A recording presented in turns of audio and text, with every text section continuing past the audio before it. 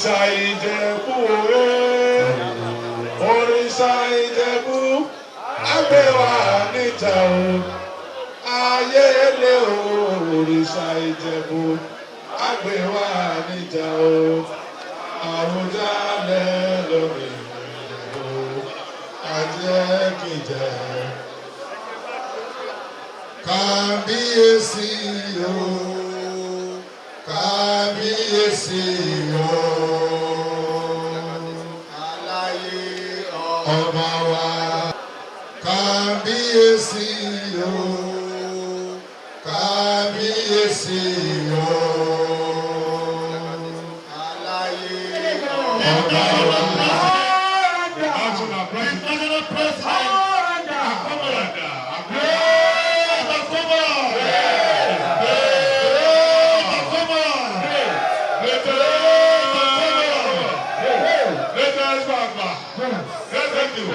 Thank you. Thank you.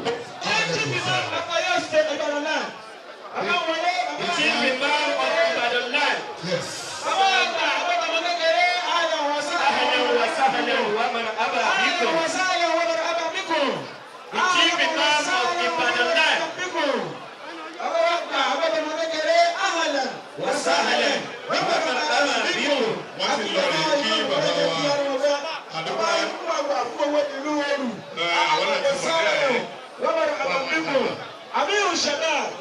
أمير الشباب في كل بلاد جنوب أهلا وسهلا ومرحبا بكم. انتقال الشباب في كل بلاد جنوب أهلا وسهلا.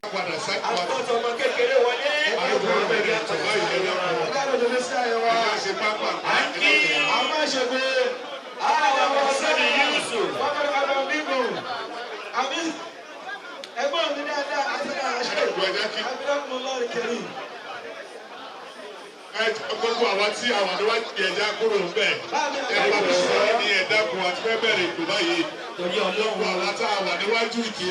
Sọ̀dọ̀ alánàbí yìí lè rí. Sheikh Ashim Fadilati Sheikh Alhaj Ashimi Atara Chairman Muslim Movement Oyo State. Yàrá welcome sir.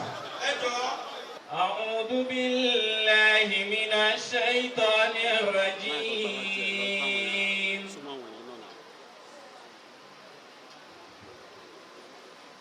بسم الله الرحمن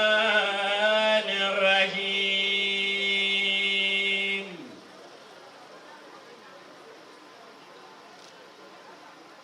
هو الذي يصوركم في الأرحام كيف يشاء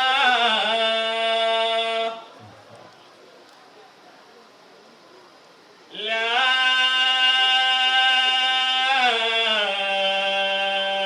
إله إلا هو العزيز الحكيم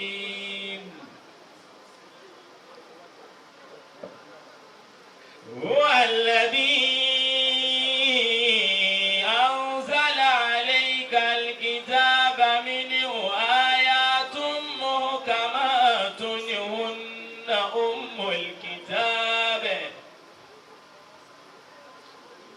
أم الكتاب وأخر متشابهات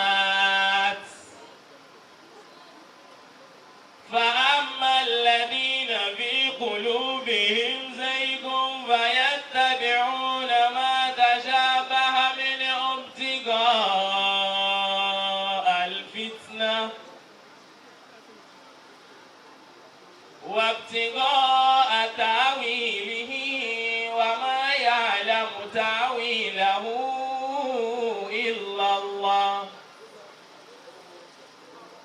والراسخون في العلم يقولون آمنا به كل من عند ربنا وما يذكر إلا أولو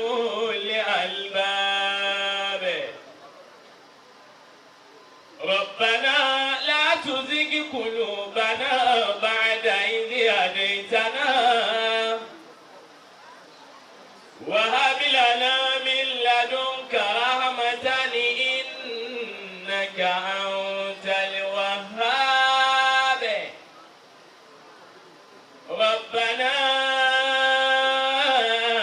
إنك جامع الناس ليوم لا ريب فيه إن الله لا يخلف الميعاد صدق الله مولانا العظيم. Allahu Akbar. ẹ pariwo ọlọ́run ẹ̀tọ́ náà. Allahu Akbar.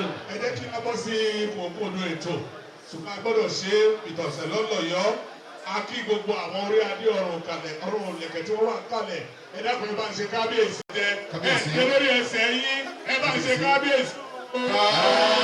kábíyèsí. ẹ jẹ́ ṣe kábíyèsí o. kábíyèsí. ẹ jẹ́ wọ́n máa gbọ́ lọ́yọ̀ọ́. kábíyèsí. Thank you very much, Ajisibiayo. We are under 1 hour. Welcome address by the Chairman Turbanning Committee, Al-Hajj Abdul Rashid Bimbola. Al-Hajj Abdul Rashid Bimbola. You will find the welcome address in page 25. Page 25. For those of you with the book here, page 25. ẹ sì wòye sí ojú ìwé kẹ̀ẹ́dọ́gbọ̀n. Wa alaikum assalam wa rahmatullahi wa barakatuh. Mo tọrọ àforíjì lórí àwọn àìṣe díẹ̀ tó wà nínú prógrámù wa yìí. Ẹni tí a gbéṣẹ́ fún òun náà ló ṣe lọ́nà tí ò tọ́ kí ẹ dákun kẹ́ foríjì wa. Òbí tó yẹ kí wọ́n kúrú pẹ̀lú ní tí wọ́n bá ń pè dáadáa àbí ipò ẹlòmíì tí wọ́n bá sọ bó ṣe yẹ kó ti tọ́ kí ẹ̀yin bàbá ẹ foríjì wa. Bismillahirrahmanirrahim.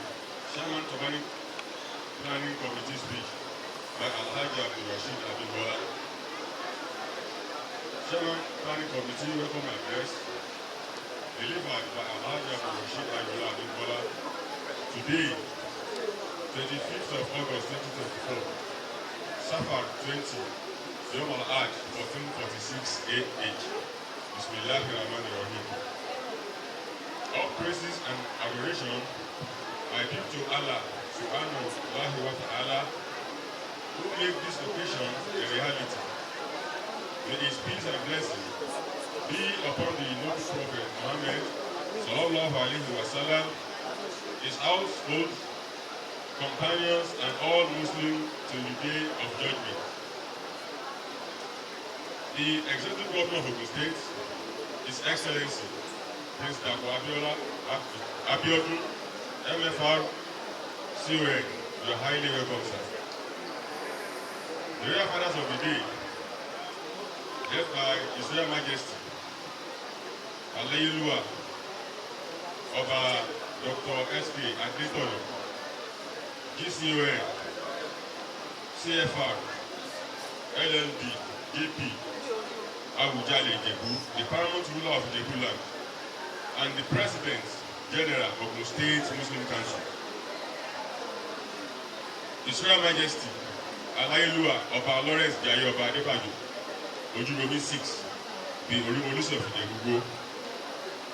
His Royal Highness, Alayelua, Oba Dr. Muftau Adesheson Yusuf, Shokwe Lukale of Oke Shokwe. His Royal Highness, Alayelua, Oba Abdul Rashid Abayomi Banjo, Olokine of Ojowo. His Royal Highness, Alayelua, Oba Ibitoye Sholaja, Kigbo of Atiko. His Royal Highness, Alayelua, Oba Stephen Adeleke Adekoya, Ejeruku Ogiago. His Royal Highness, Oba Adewale Aderemi Ogunye, Abijaparako of Japara, and all the KBACs present here today, you are highly welcome, sir. KBAC. The chairman of this occasion, Ambassador Prince Adebayo Shamsuddin Akpelokun, Aṣáájú Adini of Ogun State. The chairperson of the day, Chief Mrs. Ibilola Sholoja, the Iyalaje of Mushi Land, Lagos. Father of the day, Senator Muhammad Adebenga Muhammadu Shefiu Kaka, Baba Adini of Ijebu, His Eminence, Mr. Odin Gadegeshi, the Grand Chief Imam and President, League of Imam and Alphas Ijebuland, the Grand Chief Imam of Oyo State, Alhaj Sheikh Abdul Gani A. Agotobokeke,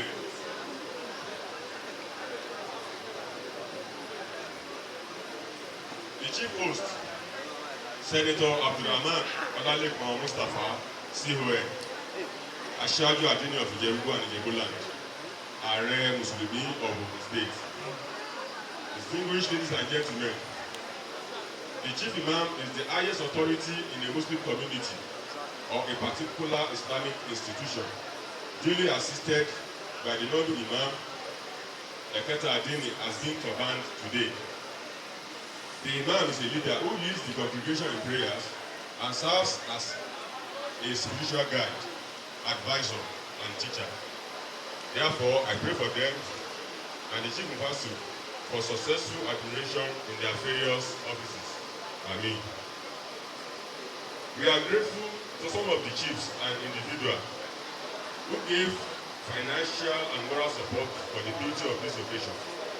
May Almighty Allah reward them abundantly. Amen.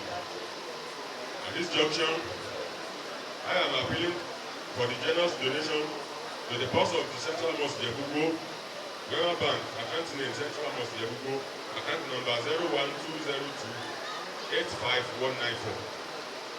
We will appreciate the donation to be led by our amiable executive governor of the state, the royal fathers, the chairman of the day, and all of us that are present here today in order to help the cause of Allah to achieve continuous execution of various development efforts of the Muslim community.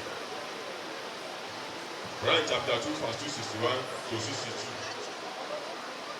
Bismillahirrahmanirrahim. The charity of those who expend their well-being in the way of Allah may be linked to a grain of corn which produces 7 ears, and each ear yields 100 grains.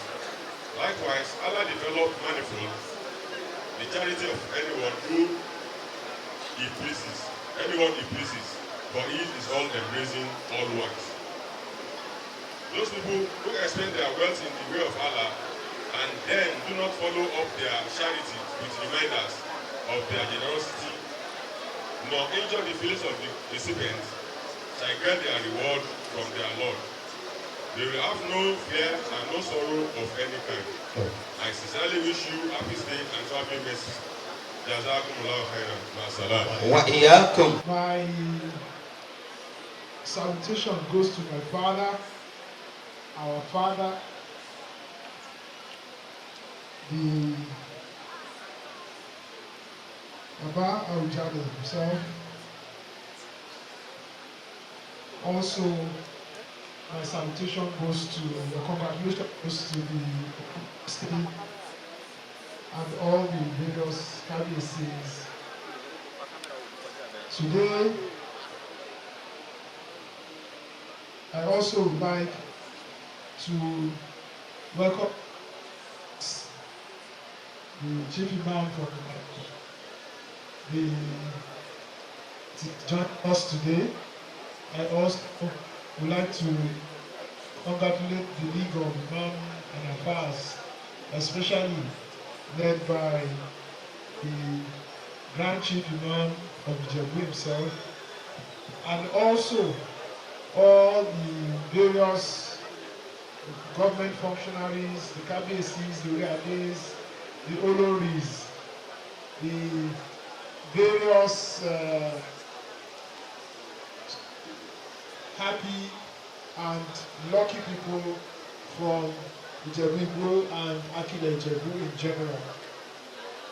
Kábíyèsí sà, kábí pẹ́ lórí, kí bàtà pẹ́ lẹ́sẹ̀, kí bẹ́ ṣe ń kó wa jẹ, Ọlọ́run á máa fún yín ní okun àti agbára láti kó wa jẹ bẹ́ẹ̀. I want to welcome everybody here today. The ceremony we have today, or the event we have today, is an event that is very home to us. I'd like to apologize on behalf of His Excellency Prince Dr. Abiodun, CON, for not being able to make it today because of other engagements. But he has said that we should express his congratulatory message to the celebrant of today, the Grand Imam of Ijebu, Igbo, Muslim, Adebayo, Abdul, Badejo, and also the Noibu. It's a pleasure to be here.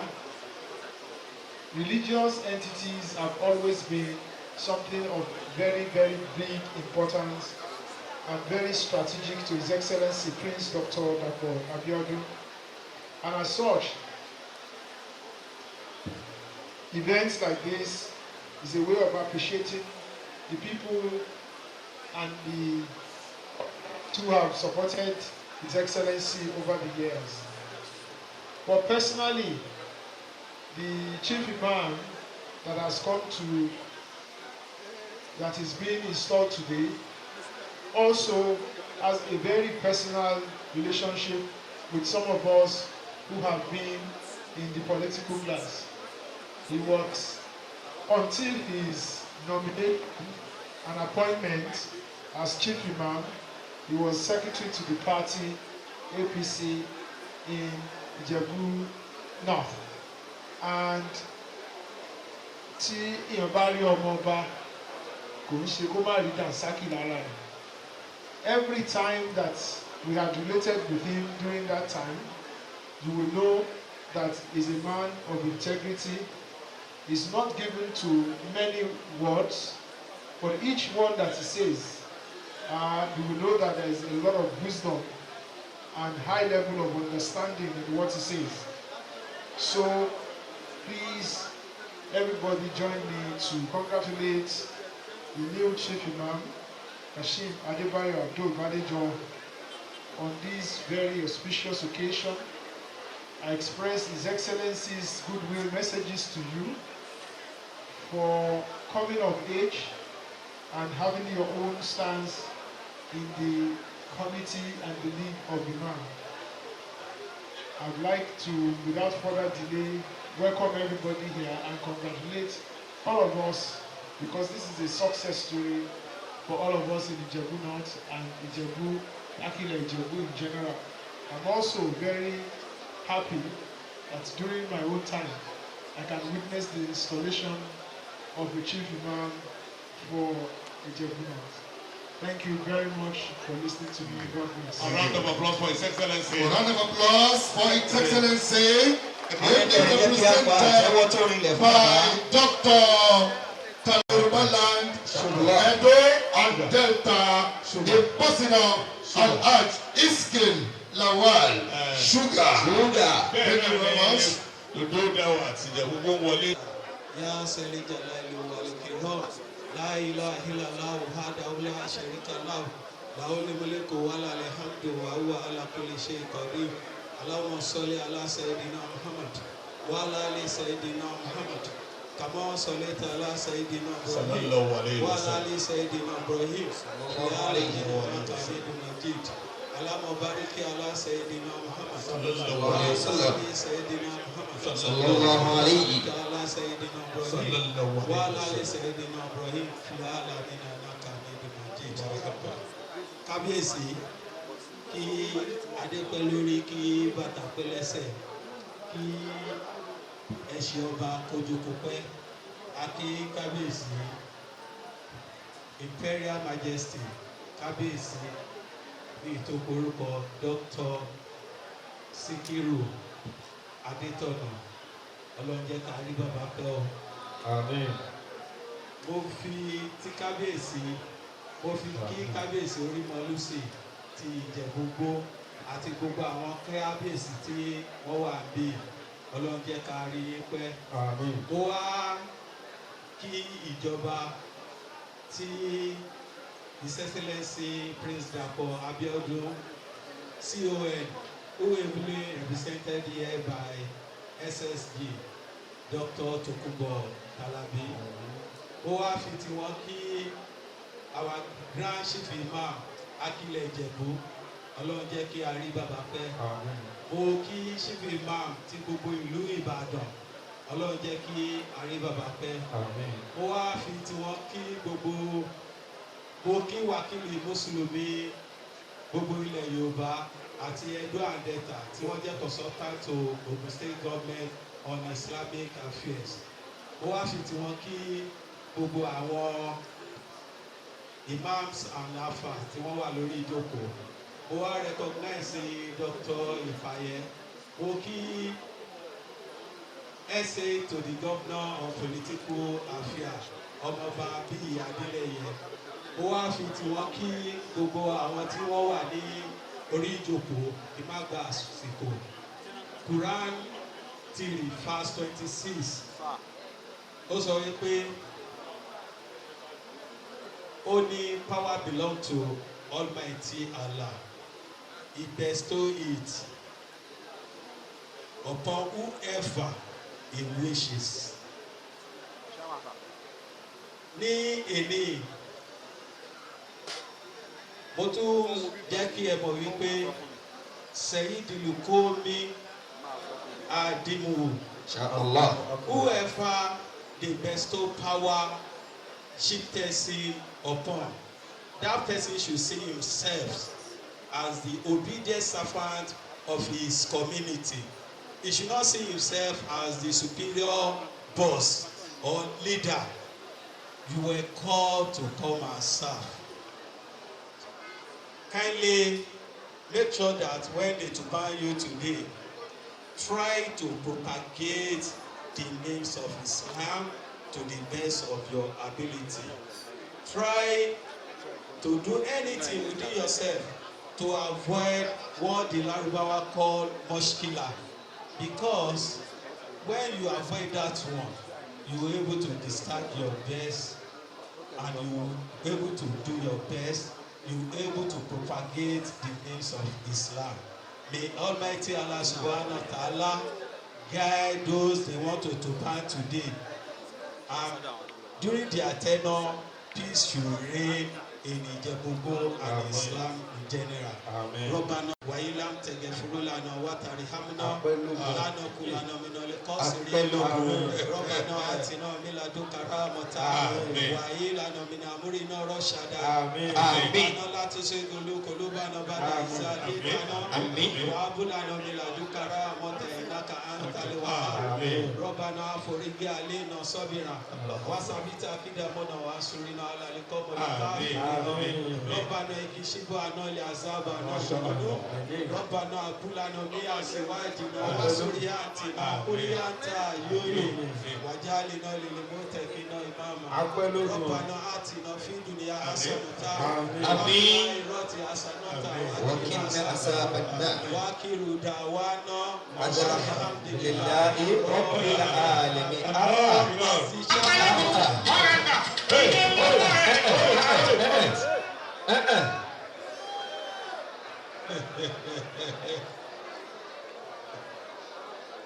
As the chairman of this occasion, at least we need to try our best.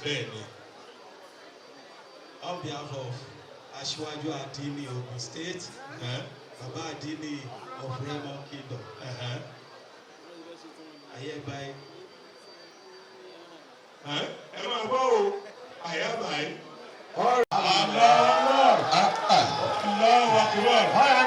Àkọ́kọ́ rẹ̀ ẹni sùúrù ẹni sùúrù ẹni sùúrù ẹni sùúrù. Ẹ̀yà kọ̀ ẹ̀jẹ̀ ká farabalẹ̀ ẹ̀jẹ̀ ká farabalẹ̀ torí Ọlọ́run ẹ̀jẹ̀ farabalẹ̀. Ẹ̀yẹ ẹ̀bọ̀ náà kò ní ẹni sùúrù. List of Imam and Alpha in Ogun State, in Ijebu land, 500,000. In Ogun State, 500,000. Making 3.5 million. Àwa akíkpémánu sọ́ọ̀sọ̀ tí àbò ní sọ. Èmi ó sọ dandan nìyẹn. MCs, 200,000. Ẹ̀yin máa ń fún Muhammad. Ọ̀rẹ́dà owó tó ṣì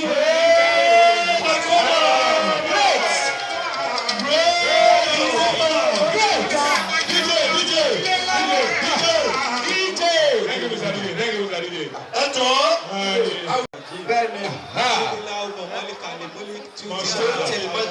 تشاء ممن تشاء وتذل من تشاء بيدك الخير إنك على كل شيء قدير.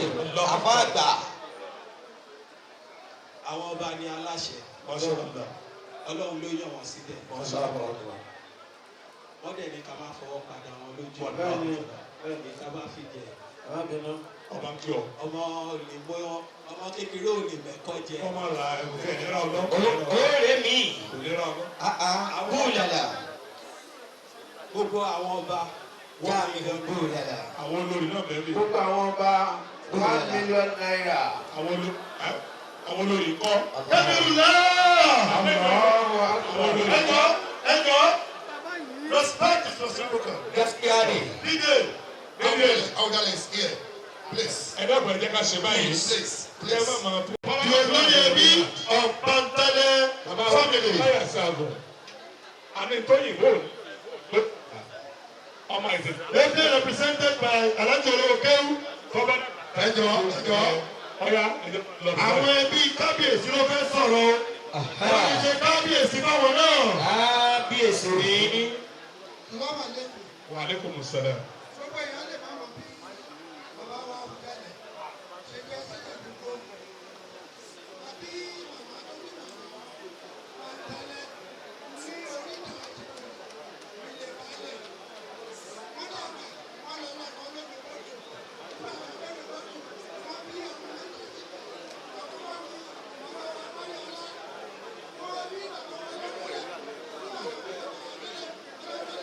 wákàtí kan ni bàbá Awujale fún wa. àdáwà.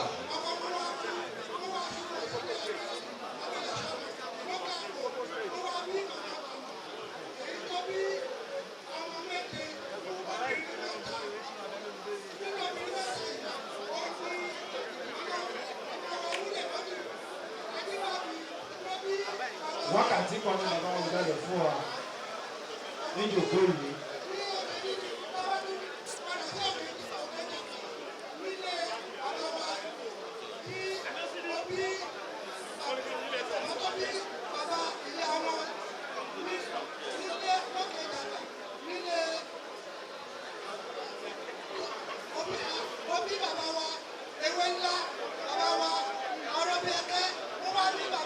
wákàtí kan ni bàbá wa Awujale fún wa ní ìjòkó yìí. ẹjọ́ Ọlọ́run ẹjọ́.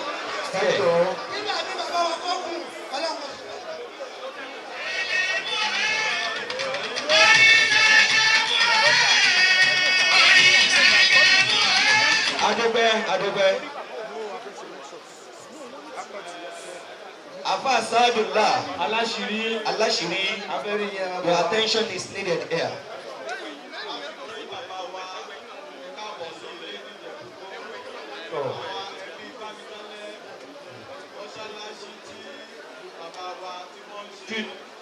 bàbá tó ẹ̀ fún wa ní lẹ́kítọ̀ dà. a máa lọ sílẹ̀ a máa fi kún iṣẹ́ tí wọ́n ṣe ń bẹ̀ lágbára ọlọ́run ọba fẹ́ fi ṣe bàbá wa láti jùlọ thank you very much. you are welcome. náà ẹ ṣe Ọlọ́run jẹ́ kí á rí àwọn bàbá wa pẹ́. ní báyìí anásírí lẹ́kítọ̀. à ń lọ síbi ìbára ẹni sọ̀rọ̀ Ọlọ́run. ìfẹ́ ń gbọ́ ọ̀rọ̀ Ọlọ́run. a kí gbogbo alásàlátù Ìjẹ̀bú Igbó ní ìjòkó márùn-ún. lábẹ́ pé bàbá múndí bẹ́ẹ̀ jẹ lẹ́kṣọ̀ aláṣàláṣọ Ansarudeen a kí àwọn náà ní ìkàlẹ̀. bàbá múndí bẹ́ẹ̀ jẹ lẹ́kṣọ̀ kí ìjọ mẹ́fà tí wọ́n wà lórí ìjòkó a kí gbogbo yìí o. bàbá pírọfẹ́sọ̀ Abdulrafi Ogunleye a kí àwọn náà ní ìjòkó lẹ́kṣọ̀ ló wà báyìí. aláṣìlẹ̀ sayyiduna bùnú sọ̀hìn bí habibuna.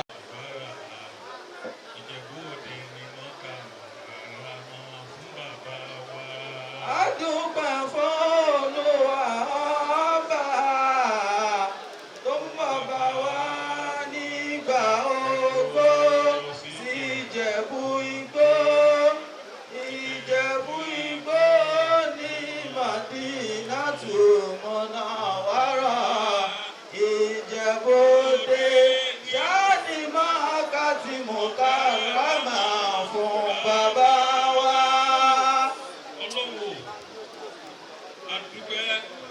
lọ́dọ̀ Ọlọ́run.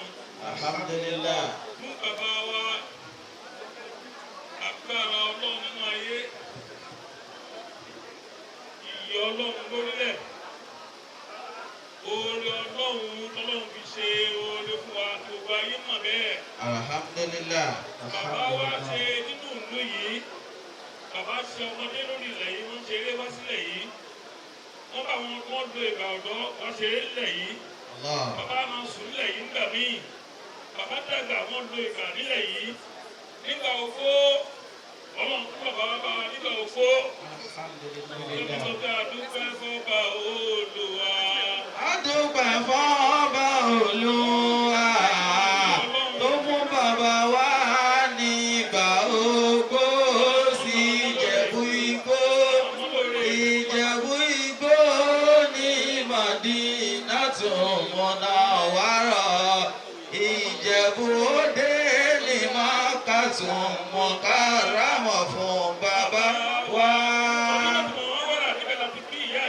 Sallallahu alaihi wasallam. Ibẹ̀ nínú ìyá àgbẹ̀bí, Mọ̀dínà Mọ̀bádà bàbá wa láwà yìí. Wọ́n kà mọ̀ kárámá ẹ̀yìn bàbá wa tó bàbá tó bí àdé Muhammad. Sallallahu alaihi wasallam. Ìjẹ̀bú Òde ni wọ́n kà mọ̀ kárámá tí bàbá wa tó fún ọba wa nígbà gbó yìí. Ọlọ́run àwọn olóore ìrẹ́nìkan lọ́lọ́run. Allah. Ṣé tó ṣe bẹ́ẹ̀ tó ṣe bẹ́ẹ̀? Allah. Ọ̀pọ̀ bẹ̀ ọ́, ó tó ṣe ọkọ̀ ò ṣe. Bàbá báwọn èèyàn ṣe ẹgbẹ́ ẹwu ẹgbẹ́ wọn nílẹ̀ yìí, ilẹ̀ náà ti sáfẹ́rẹ́. Allah. Ẹ̀wọ̀n káàkiri ààyè, àwọn èèyàn ti lọ tán. Allah. Bàbá sẹ́kù nígbà ogbó, wọ́n ti gbogbo náà wálẹ̀ yìí, ọba tó ṣe bẹ́ẹ̀, ilẹ̀ náà máa yìí o. Alhamdulillah. Ọlọ́run àti ọpẹ́ fún o. Alhamdulillah. Bàbá wa ìmúmàgbà nílẹ̀ Ìjẹ̀bú, Ọlọ́run tẹ́ ẹ̀pẹ́ fún wa. Àmín. Mo fi kí gbogbo àwọn àfáà tó wá nílẹ̀ Ìjẹ̀bú tó bàbá wa Chairman, bàbá wa Muslim Balógun, mo fi bàbá wa gbọ́dọ̀ ọmọ kékeré láti tàgbà sí láti Ìbàdàn, mo fi gbogbo àwọn àlejò àfáà ti ń bẹ́ ń bí, mo fi bàbá wa Orimolusi, mo fi kí gbogbo èèyàn ọba pátá. Bákan náà ni mo fi bàbá wa Ọ̀túnba Jìbìlà wà olótùfọ́rọ̀ ilẹ̀ Ìjẹ̀bú, mo fi gbogbo èèyàn lóyè, mo wá kó yín sòdí, èdè tí mo fi ṣe bẹ́ẹ̀, mo kí gbogbo yín pátá kó yín sòdí, mo fi àkílù mùsùlùmí, mo fi gbogbo àwọn olóyè ilẹ̀ Yorùbá tí wọ́n bẹ́ ń bí, mo kí wọ́n á fi kíjọba bàbá wa ọmọ ọba Dàpọ̀ Abíọ́dún, gómìnà tòótọ́ tó fẹ́ tẹ gbogbo ayé lọ́rùn, Ọlọ́run tó tó ọba nìgbà láàyè. Àmín. Tí bàbá wa Dr. Ògúnbọ̀ Táíwò tí wọ́n ń ṣojú wọn, ẹni àkọlé tiwantiwa ni Ọlọ́run dákun jà ṣọ̀fọ̀ yín. Àmín. Àti sọ sẹ́kítì gbọ́nà tá a ṣọ̀fọ̀ rẹ̀ àní ṣọ̀fọ̀ yín. Àmín. Ọlọ́run ṣe tóbi tó. Àmín. Ó wá kó gbogbo wa sòdí kájọ kí bàbá wa bá àgbàríkà, bàbá wa oore Ọlọ́run fún wa, bàbá wa ọba aláyélúwà Dr.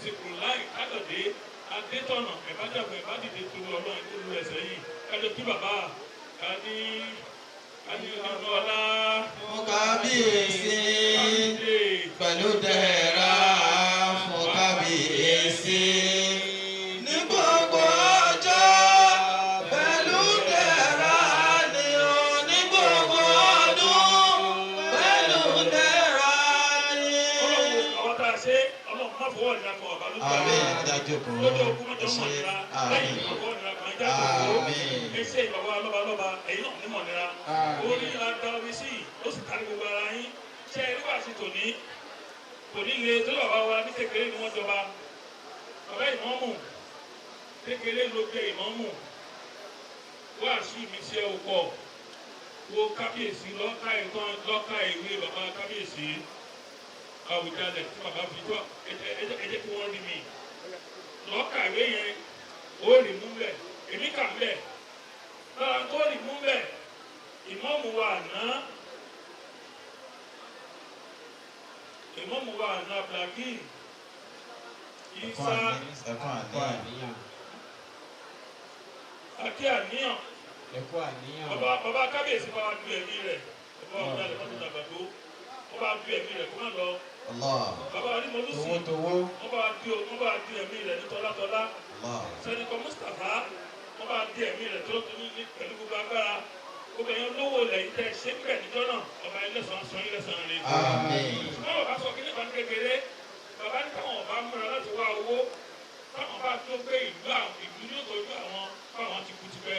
Allahu Akbar. Bàbá sọ gbólóhùn yẹn nínú ìwé rẹ̀ mọ́ ìmáa rántí rẹ̀ ní gbogbo gbà dákun lọ́ọ́ ka ìwé yẹn ó rí ìfúnnilákin nítorí bàbá wa ṣe láti kékeré tí ó yẹ lẹ̀ kò ní yẹ lẹ̀ lọ́wọ́ rẹ lọ́wọ́ ó láǹfààní àgbà tí wọ́n fẹ́ sọ fún ẹ pé sórí jẹ́kì ń lo a football team kí n lọ lápẹ̀rẹ̀ tó mọ̀ pé wọ́n ní goalkeeper bàbá ìmọ̀ wọ́n ní goalkeeper wọ́n ní 3 or 4 defenders wọ́n ní 3 or 4 midfielders wọ́n ní 3 or 4 strikers sọ́ni gbogbo tani yẹn èwo ló ṣe pàtàkì nínú wọn. kò sí. láti máa fi sọ èkó ṣe pàtàkì. kò sí ìtò ṣe pàtàkì. bẹ́ẹ̀ ni ó ṣe lò ó nígbà míì kípa ló jẹ captain o. nígbà míì defender ni ó jẹ captain. ó jẹ striker àfi ó ṣe captain lágùnmọ̀ dáadáa.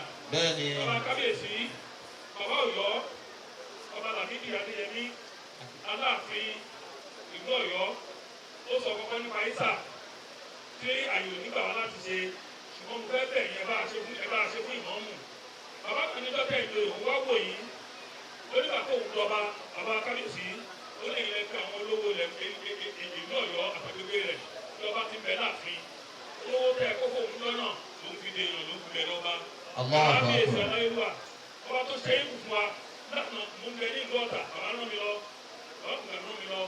bàbá wọn àgbà ni wọn rán bàbá lọ. ìmọ̀mọ́ ọ̀fà ó béèrè mọ́tò ńlá kan jàbìtì tí ó kọ́ ìmọ̀mọ́ lè tó ra kó àtàlé ó ní kí wọ́n ṣe fún ìmọ̀mọ́ wọn. ẹni sì jọ ní gbogbo ẹ̀ náà tó láwọn ṣe òun náà ní bàbá wa ọba ìyá wa Nàìmà ẹja Nàìmà Sàlàkọ́ Oyèdélé ó láwọn ó gbé fún ó wá gba owó ó tó kà fún lọ́nà díẹ̀ ló lé ní 5 million bàbá ìmọ̀mọ́ olúmèrè bàbá ìfárí orúkọ bàbá mi bàbá orúkọ ìyá yín wọ́n sọ mí láti sọ ọ̀nà sílé ìkáyè tí wọ́n jẹ́ Abdulrahman ní ó pàtàkì náà màlẹ́kà ni ó fi bẹ̀ yín bàbá.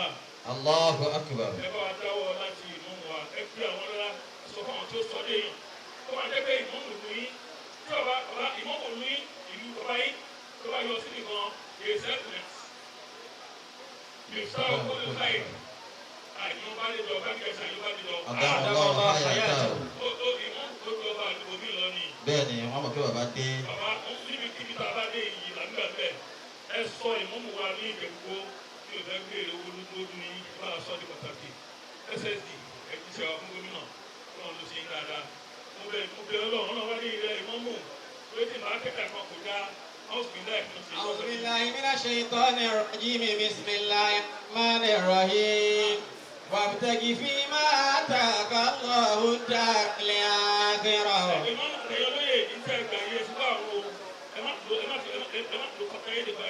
ولا تنس نصيبك من الدنيا.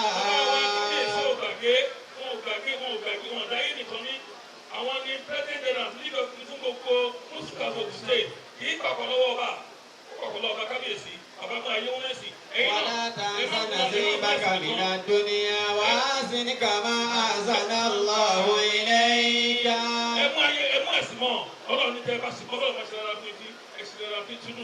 ولا تبغ الفساد في الأرض إن الله لا يحب المفسدين.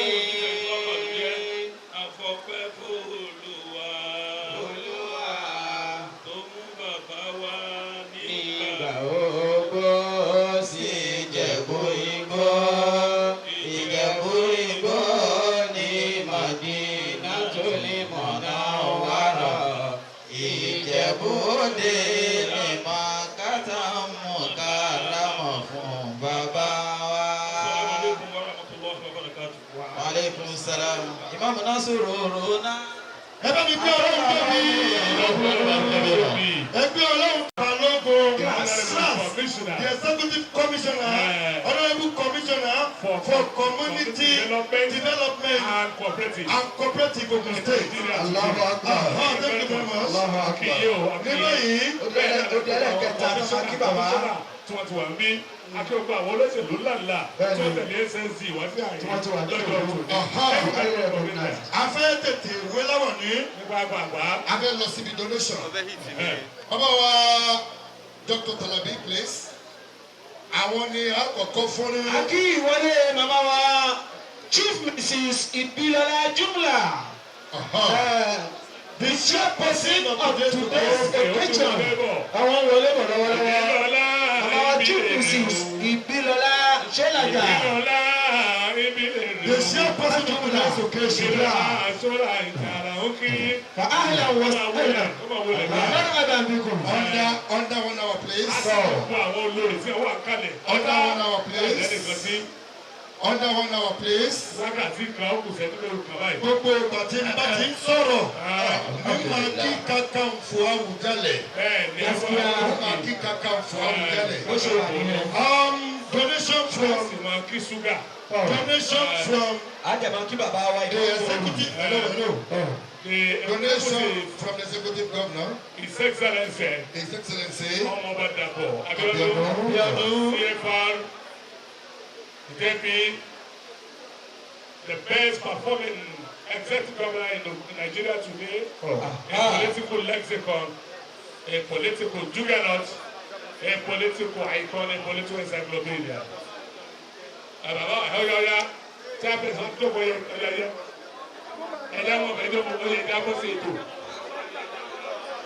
The executive governor, sir. Yes. Àwọn ni àpèbá. Màmá wa Jumla, àwọn náà ni wọ́n wọlé dé yìí. Ìbílọ̀lá ìbílẹ̀ rè o. Màmá wa Jumla. Ìbílọ̀lá Jumla làwọn kí lọ́wọ́ ẹ̀sùn akínmọ̀mọ́ kábọ̀ sáré wa. Ẹ̀dá kan jẹ́ wọ́n jókòó pápápá ká lè padà síbi ètò Màmá yìí. kí kábíyèsí. Gbogbo àwọn orí adé ọ̀rùn lẹ̀kẹ̀ là ń ké. Bẹ̀rẹ̀ látòrí bàbá kábíyèsí. Orimolusi fẹ́ ń kọ́ alálejò. Tàbúrèwé ẹkú ìjókòó. Òbírí mo kí yín. Níbẹ̀dí mo kí yín. Bàbá wa àjàláyé ẹlẹ́rùn wọn òyìnbọ́lá àgbàgà. Obìnrin ètùmọ̀ rẹ̀ ògiri mọ̀dàgbó. Mọ̀yè kẹsọ̀ ọlọ́nì. Onímọ̀rò gíga ọ̀kẹ́ mú alá olókìlẹ̀ àwíkẹ́ ìbẹ̀ fún wọn kí wọn. Àjàláyé ìjẹsà ìjẹ̀bú mo kí bàbá. Olóòrò mo kí wọn. Bàbá wọn olóòrùn ti ayé pé onírètí ṣéwù. Báyọ̀ wà tí ẹgbẹ́ kẹ́kọ̀ọ́. Thank you, Adisigoyo. While we are expecting the response from the executive governor Of Ogun State. of Ogun State, we would like to welcome the chairperson once again, and also we'll go straight to the chairperson. Àti gba donation chairman.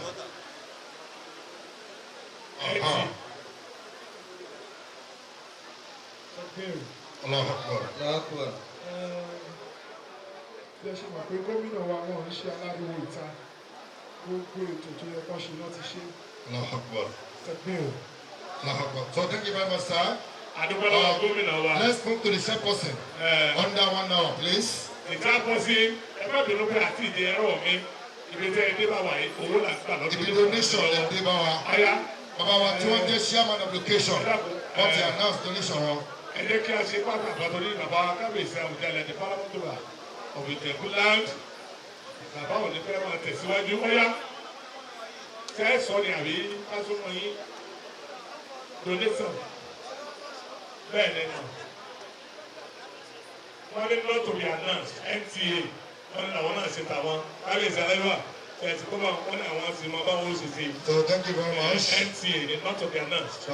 And straight to the son of the soil, the Honorable Commissioner for Community Development and Cooperative, Al-Hajj Abdul Rafi Ademola Maluku class. Your donation, sir.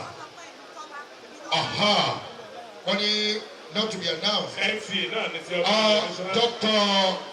Abdul Kabir, Babatunde Ipaye, the developer of Ijebu, please. Your donation, sir. Your donation, sir. Your donation, please. Dr. Ipaye, please. Donation to the mosque. Àwọn oníwọ̀n lọ sọ́dọ̀ wọn dà. Àwọn tí wọ́n bá wa gbàdà. Ẹ bá wa lọ sọ́dọ̀ wọn. Ìjókòó yìí. Ẹ jẹ́ àṣẹ pápá fẹ́. A fẹ́ yanjú ọ̀rọ̀ yídì wa. Dr. Ipaye. Ọlọ́run ó sì bá wa ṣe. Not to be announced. Wọ́n ní not to be announced. Báwọn ṣe. Okay. Engineer Adébáyọ̀ Dayọ̀. The chairman Ijebu Igbo Council of Elders. Bàbá wa ń bẹ̀ òun lọ́kọ̀. Engineer Adébáyọ̀ Dayọ̀. Engineer Adébáyọ̀ Dayọ̀ náà. Ẹ lọ rìn bá. Bọ́lá with the sum of 500,000 naira. 500,000 naira. Ẹ máa kọ́ ọ́ lọ́wọ́. Gbogbo àwọn gẹ́sìtì wa tí ó bá kù, wọ́n bá ṣe ń dé, a máa wá graduation lọ́wọ́. Alhaji Professor Okuleye, please. Akiwọn. Tọ́ ẹgbẹ́ ọlọ́jà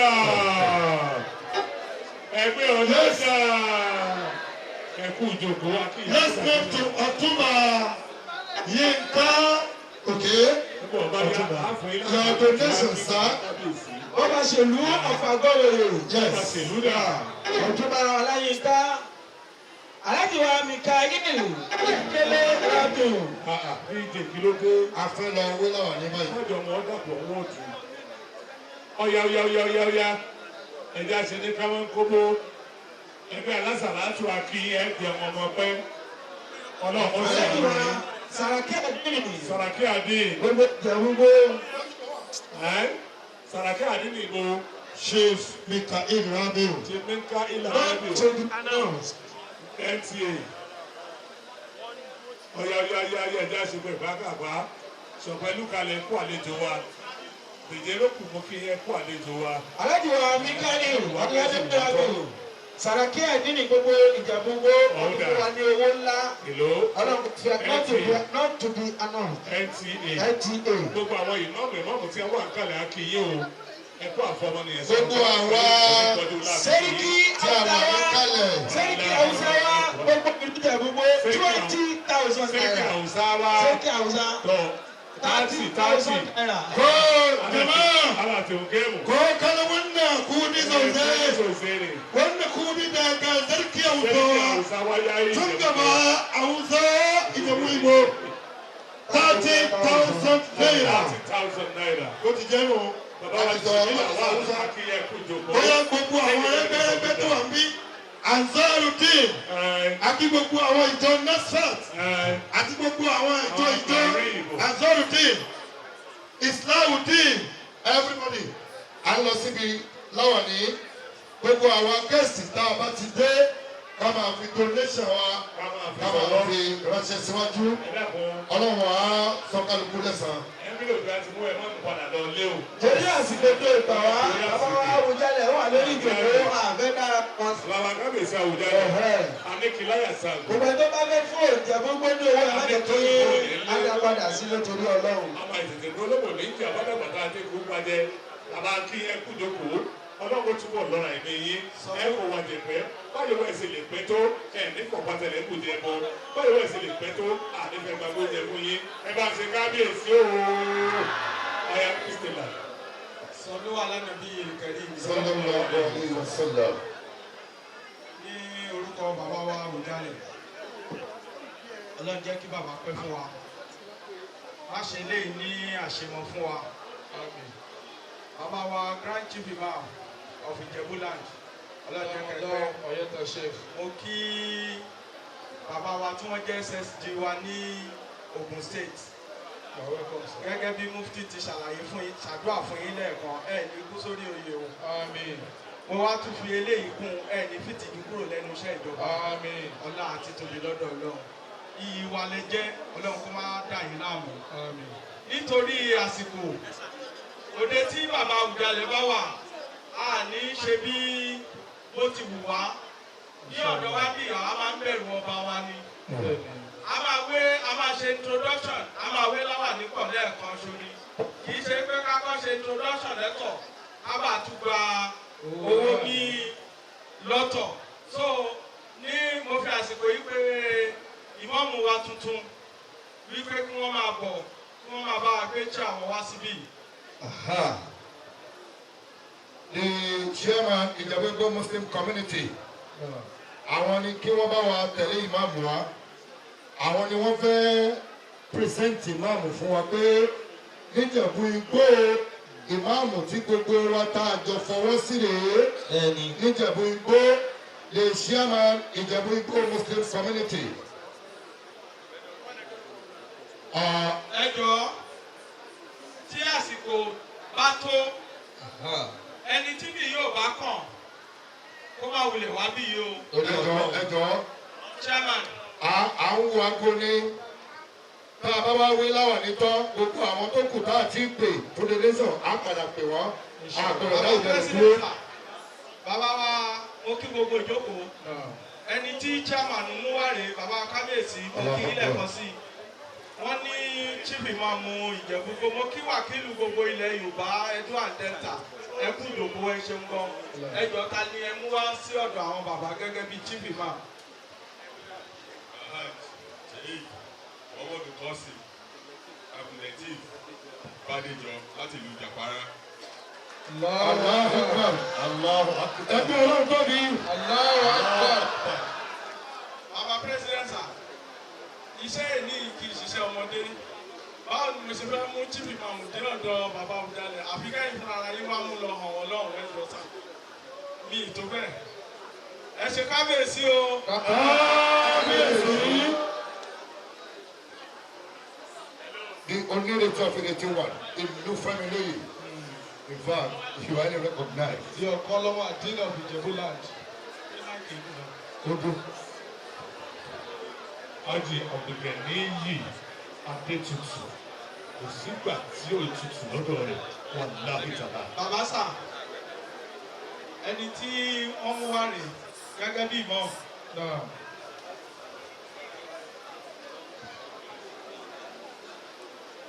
We want you to please abide by the rules and regulations. Please, please, take to the instruction of the security personnel, please. You have to take to the instruction of the security personnel, please.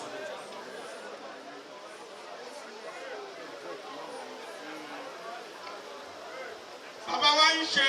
Ẹ jọ̀ọ́ gbogbo àwọn tí wọ́n ń bẹ lẹ́gbẹ̀ẹ́ bẹ̀ ọ̀nì. Ẹja farabalẹ̀ ẹ má pariwo ń bẹ ẹ jọ̀ọ́. The chief imam is receiving the royal blessing from the Kabiyesi. Bàbá wa aláyélúwà Awujale gbogbo rẹ̀ Ìjẹ̀bú Amir Ogun State Muslim Council wọ́n ní màmá wọ́n ní ọmọ ìlú yìí gidi ni wọ́n. Wọ́n ṣáájú gbogbo àwọn ìyá pátápátá. Wọ́n ní wọ́n yàtọ̀ nínú àwọn ìyá àwọn abiyamọ gidi ni màmá.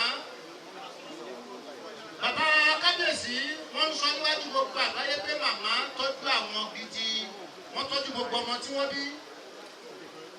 Bàbá kábíyèsí ní méje ní gbogbo àwọn màmá. Wọ́n ní ìkọ̀ọ̀kan lọ lákọ̀ọ́kọ́.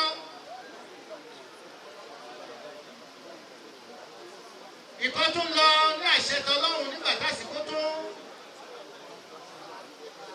Bàbá kábíyèsí wọn láwọn tí Ọlọ́run ṣẹ́kù àwọn làwọn kù lẹ̀.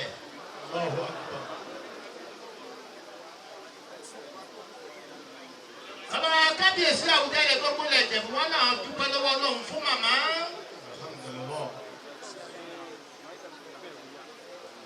Màmá ní bàbá ní màmá wọ́n yàtọ̀ sí gbogbo àwọn òbí pátápátá. Wọ́n ní ìmáàmù Jàpárá láti Jàpárá tó fẹ́ di sífì ìmáàmù gbogbo ilẹ̀ Ìjẹ̀bú gbó. Wọ́n ní nǹkan tó ń fẹ́ látọwọ́ yín tó bá ń fẹ́ látọwọ́ ẹ̀ gbogbo alẹ́ ni wọ́n máa nánsẹ̀ pẹ̀lú ògo Ọlọ́run. Bàbá kábíyèsí wọn làwọn gbà yín láyè. Nǹkan tó fẹ́ láti ọwọ́ gbogbo ìjókòó. Nǹkan tó fẹ́ látọwọ́ màmá tí wọ́n bí bàbá wa Awujale wọ́n ní àwọn gbà yín láyè kẹ́ ànánsẹ̀. Wọ́n ní ẹ̀ṣọ́. Allahu Akbar. Bàbá náà ń gbà yín láyè. Wọ́n ní ẹ̀fẹ̀ ní sọ̀rọ̀ ẹsẹ̀ kí a má dá bàbá jókòó. Wọ́n ní nǹkan yòówù kí ẹ fẹ́ agbára lóhùn gbé. Allahu Akbar.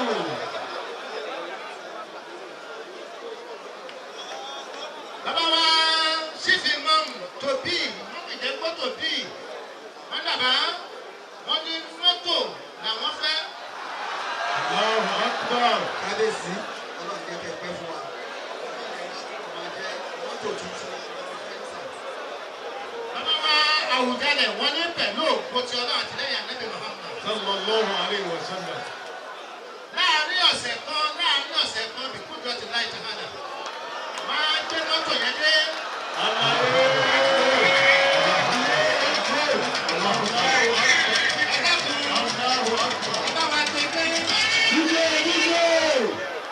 yẹlé. èyí yẹnu yẹlẹlẹ ayẹyẹ kalẹ Àmì ooo. rírọ rírọ àtàtà lọrùn àrò kábíyèsí lọrùn. Àmì ooo. aṣọ lẹkẹlẹ tẹbi Ìtọ́sí ọlọ́run bá ọba yóò máa rò òkè sí. lọrùn bíga. Allahu Akbar. Allahu Akbar. Allahu Akbar. bàbá kábíyèsí wọn ní gbogbo àwọn jọmọ lápapọ̀ Allahu Akbar. àti gbogbo àwọn àlejò wa. bàbá wa Awujale wọn làwọn dúpẹ́ lọ́wọ́ yín o ẹ kú ìfẹ́. Ìjẹ̀bú gbọ́ lápapọ̀. Ìjẹ̀bú gbọ́ lápapọ̀ bàbá wa tún sọ wọ́n ní Ìjẹ̀bú ìlú tó da tó lálùbáríkà ni. Allahu Akbar. Wọ́n ní ìlú tí a wà nínú ẹ̀ yìí. Bàbá wa Awujale wọ́n ní ìlú ìlànà ṣe kékeré sí. Gbogbo àwọn ọ̀rẹ́ bàbá ìlú yìí ni wọ́n wà pátápátá.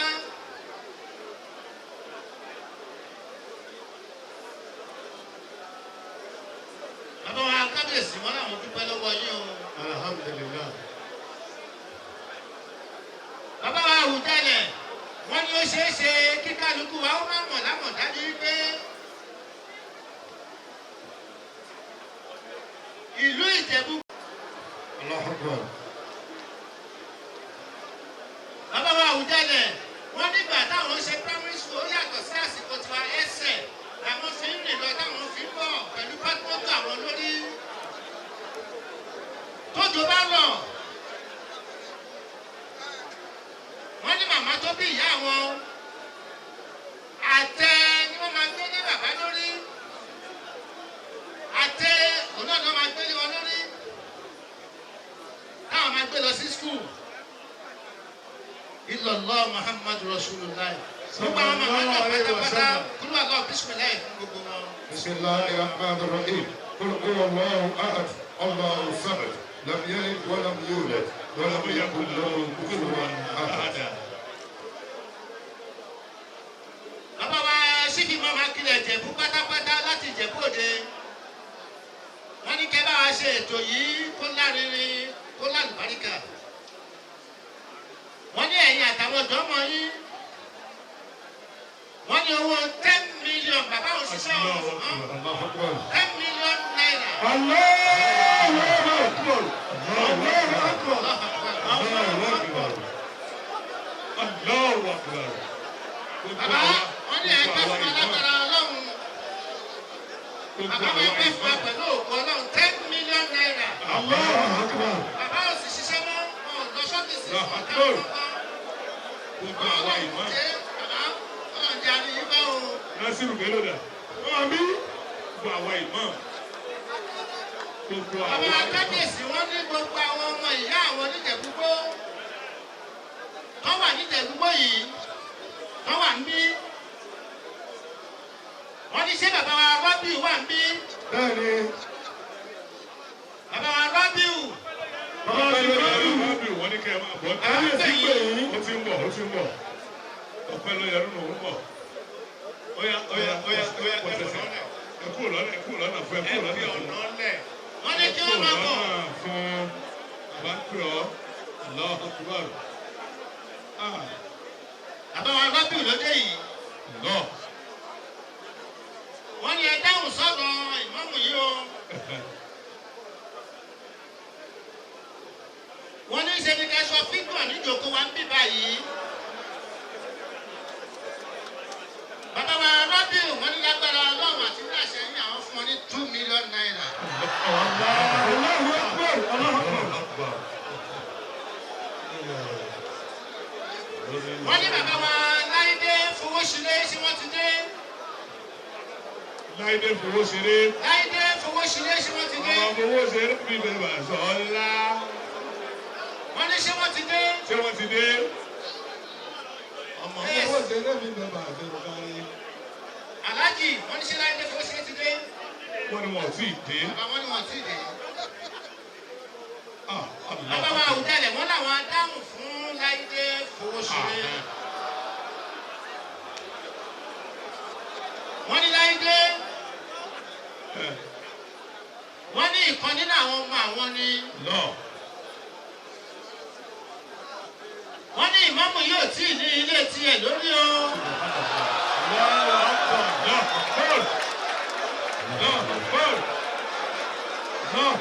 láìdé fowó ṣeré. láìdé fowó ṣeré. òun ní òun ni kí wọ́n kọ́lé fún bàbá wa ìmáàmù tó.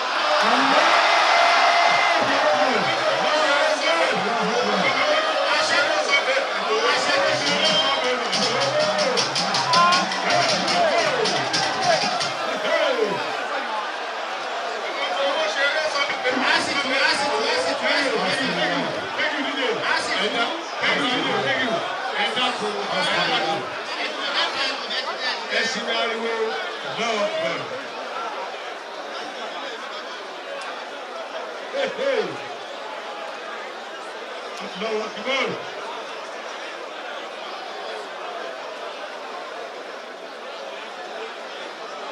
Wọ́n ní sáájú bóyè. Ó ti dà bẹ́ẹ̀. Sáájú bóyè. Ó ti dà bẹ́ẹ̀. Wọ́n ní architect Ayọ̀dèjì Dayọ̀ Ayọ̀dèjì architect Dayọ̀ Ayọ̀dèjì kọ́ ọ́nà máa bọ̀. Ságìrì gìrìgìrì. Bàbá Awujale ń pè yín. Architect Bayo. Ẹ má dá wa bàbá dúró, ẹ má dá bàbá dúró. Ayọ̀dèjì. Kábíyèsí Adékìlá Àṣàbò. Architect Bayo Ayọ̀dèjì. Architect òun ló dì sáìn ní mọ́ṣáláṣí bàbá tí a ṣe ń fara ẹ̀ tì lọ́wọ́lọ́wọ́ yìí. Àwọn àṣìkò òyìnbó ò ní lé òyìnbó yóò wù. Architect tó yẹ ẹ má bọ̀ ẹ má dá bàbá Kábíyèsí dúró. ọmọ ẹ̀sìn tó olówó ní jìyà. Tọ́mọ dàgbà sáté kú pàdé. Aláyélúwà. La ilaha illallah Muhammadu Rasulullah. Sallallahu alayhi wa Wọ́n ní ẹ sọ̀rọ̀ kí wọ́n gbọ́ wòye. Bàbá Orimolusi kú oríire.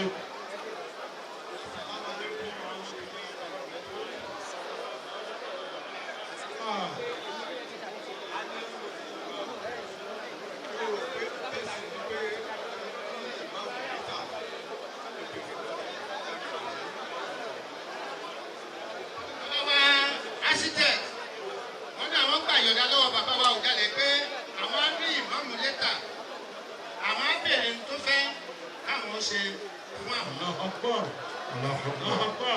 Ìmáàmù gbogbo tí ń ṣẹlẹ̀ yìí kìlọ̀ ló ń jẹ́ fún yín o. Kẹsẹ̀ pẹ̀lẹ́pẹ̀lẹ́ o. Tí ẹ máa jẹ́ Ọlọ́run ti ṣe o. Ẹ̀sìn tó lè jẹ́ láti wọlé kékeré.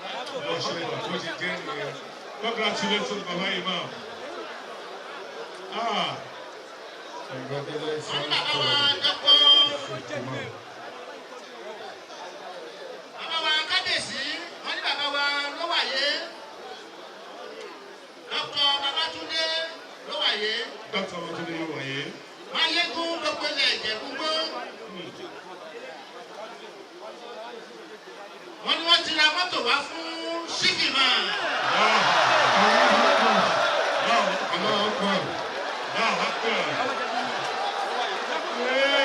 Wọ́n ní mọ́tò náà wà ní ààfin lọ́wọ́lọ́wọ́ bá ṣe ń sọ̀rọ̀.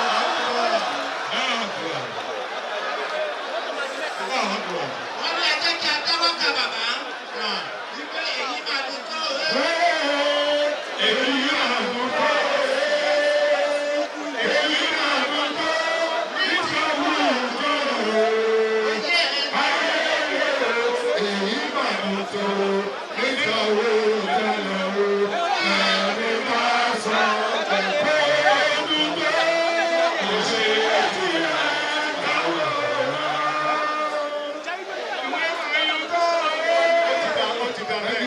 Thank you. Bàbá wa Awujale, wọ́n ní kì í ṣe pé torí kí wọ́n ti ra mọ́tò fún Síkìmà tó wà láàfin, ìyẹn ò dìstọ́pù tàwọn o. Ilé tí ìmọ̀mù máa gbé tó lókè. Láìpẹ́ ìfowóṣúná, ìyẹn náà ń bọ̀ lọ́nà. Architect Dayọ̀ tí ẹ náà máa ṣe, ó ń bọ̀ lọ́nà.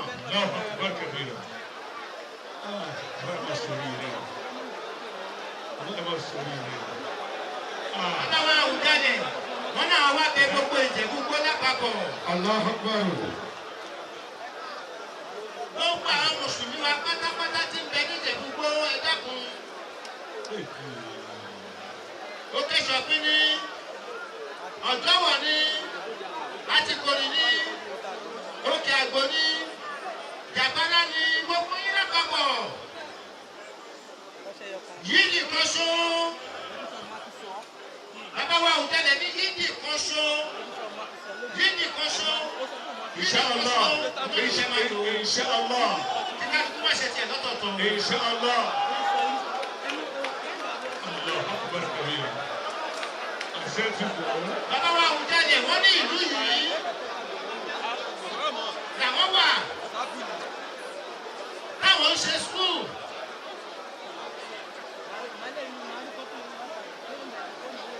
Nígbà tí wọ́n ṣe yídì nílùú yìí ní ti máa gbọ́ yídì yìí wọ́n ní ẹ padà síbẹ̀ o kò gbọdọ̀ pé méjì àṣẹ ni o bàbá ò dábàá o wọ́n pàṣẹ ni o. Àṣẹ ti bọ̀. Ọlọ́run á ràn gbogbo wa lọ́wọ́ o. Àmín, àmín. Allahu Akbar. Ìbílọ̀lá ẹni ẹ̀rù ó dà bẹ́ẹ̀. Àdúpẹ́. Bàbá wa ní àwọn dúpẹ́ Alhamdulillah. fún àǹfààní ńlá tẹjọ́ òní kẹ fún bàbá wa Awujale. Ọlọ́run ń lò yín ó lò ìtẹ́ gbogbo. Ọlọ́run tún ní kí bàbá tún padà wọ ìlú yìí. Bàbá wa ní mo ló sì tẹ̀lé ẹ kú oríire o. Alhamdulillah. Ẹ kú oríire o. Ó ṣe ìyẹn bàbá Ọlọ́run ajẹ́ kó yẹ̀ yín náà. Àmín. Ẹ̀mí ní bàtà láfíà. Àmín.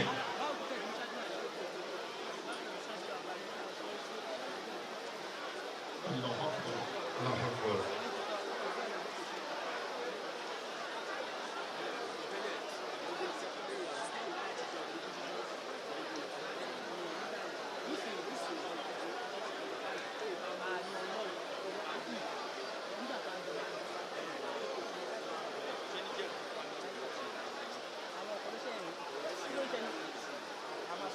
Bàbá wa olóyè.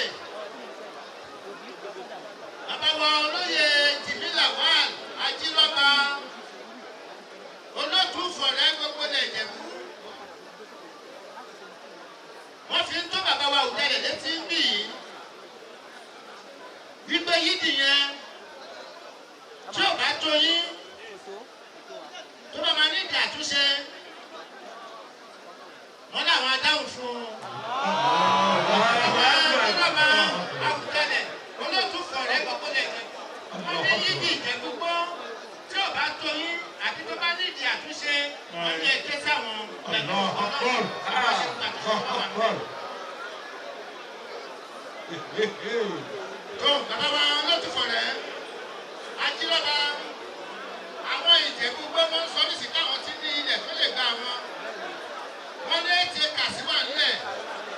Wọ́n ní àwọn fẹ́ kọ́ ọ̀ṣọ́. Àṣìtẹ̀tì bàbá wà ní. Wọ́n tún jẹ́ ọmọ bàbá wọn náà máa yà á. Wọ́n ní àwọn náà máa ṣe pẹ̀lú ògùn Ọlọ́run. Wọ́n ní àṣìtẹ̀tì ló máa ya yídì yẹn.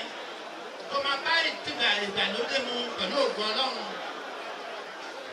Bàbá wa Awujale wọ́n ní ká kí bàbá wa SSG ẹ ti jíṣẹ́ bàbá wa gómìnà fún gbogbo tí bàbá gómìnà fẹ́ ṣe fún Ìjẹ̀bú Igbó lápapọ̀ ni wọ́n ní ẹ fi tó bàbá létí pé chief imam Ìjẹ̀bú Igbó kí náà máa ṣe fún bàbá wa SSG kí lẹ́yìn náà máa ṣe fún bàbá wa kọmíṣánná pásínálì wọ́n ní àárín àwọn pẹ̀lú imam ìbámu ṣe pẹ̀lẹ́pẹ̀lẹ́ o ọmọ onílẹ̀ àtẹlẹ̀ gẹ́gẹ́.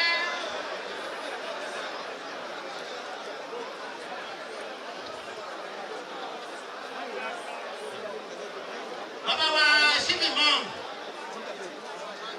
ìmáàmù tọ́lọ́run fún wa yìí wọ́n ní ṣe ni ọ̀rọ̀ síbi ìmáàmù yìí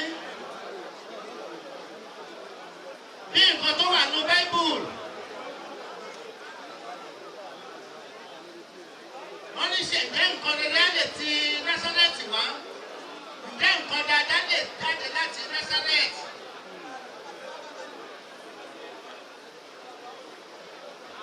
wọ́n ní Násárẹ́tì ní ìlú Jàpálá ní Ìjẹ̀bú ẹkùn tó jáde wá láti bẹ̀. wọ́n lóun ló kéré jù. wọ́n ní níjà ewu nǹkan tó yọ jáde láti inú Jàpálá. La ilaha illallah Muhammadu Rasulullah.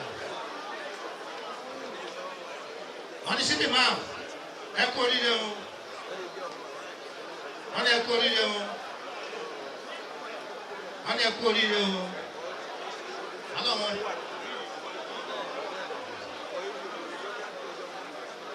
dáadáa yìí kò ní mọ lórí ẹ o. ọlọ́run jẹ́ kó bẹ́ẹ̀. bàlákàtà o bàlákàtà bàlákàtà o bàlákàtà wàfíìnà wàfíìnà. bó ṣe sọ̀rọ̀ bó ṣe lára yìí bó sọ̀rọ̀ délẹ̀ lọ́dọ̀ àwọn olóyè yòókù subhana rabbika.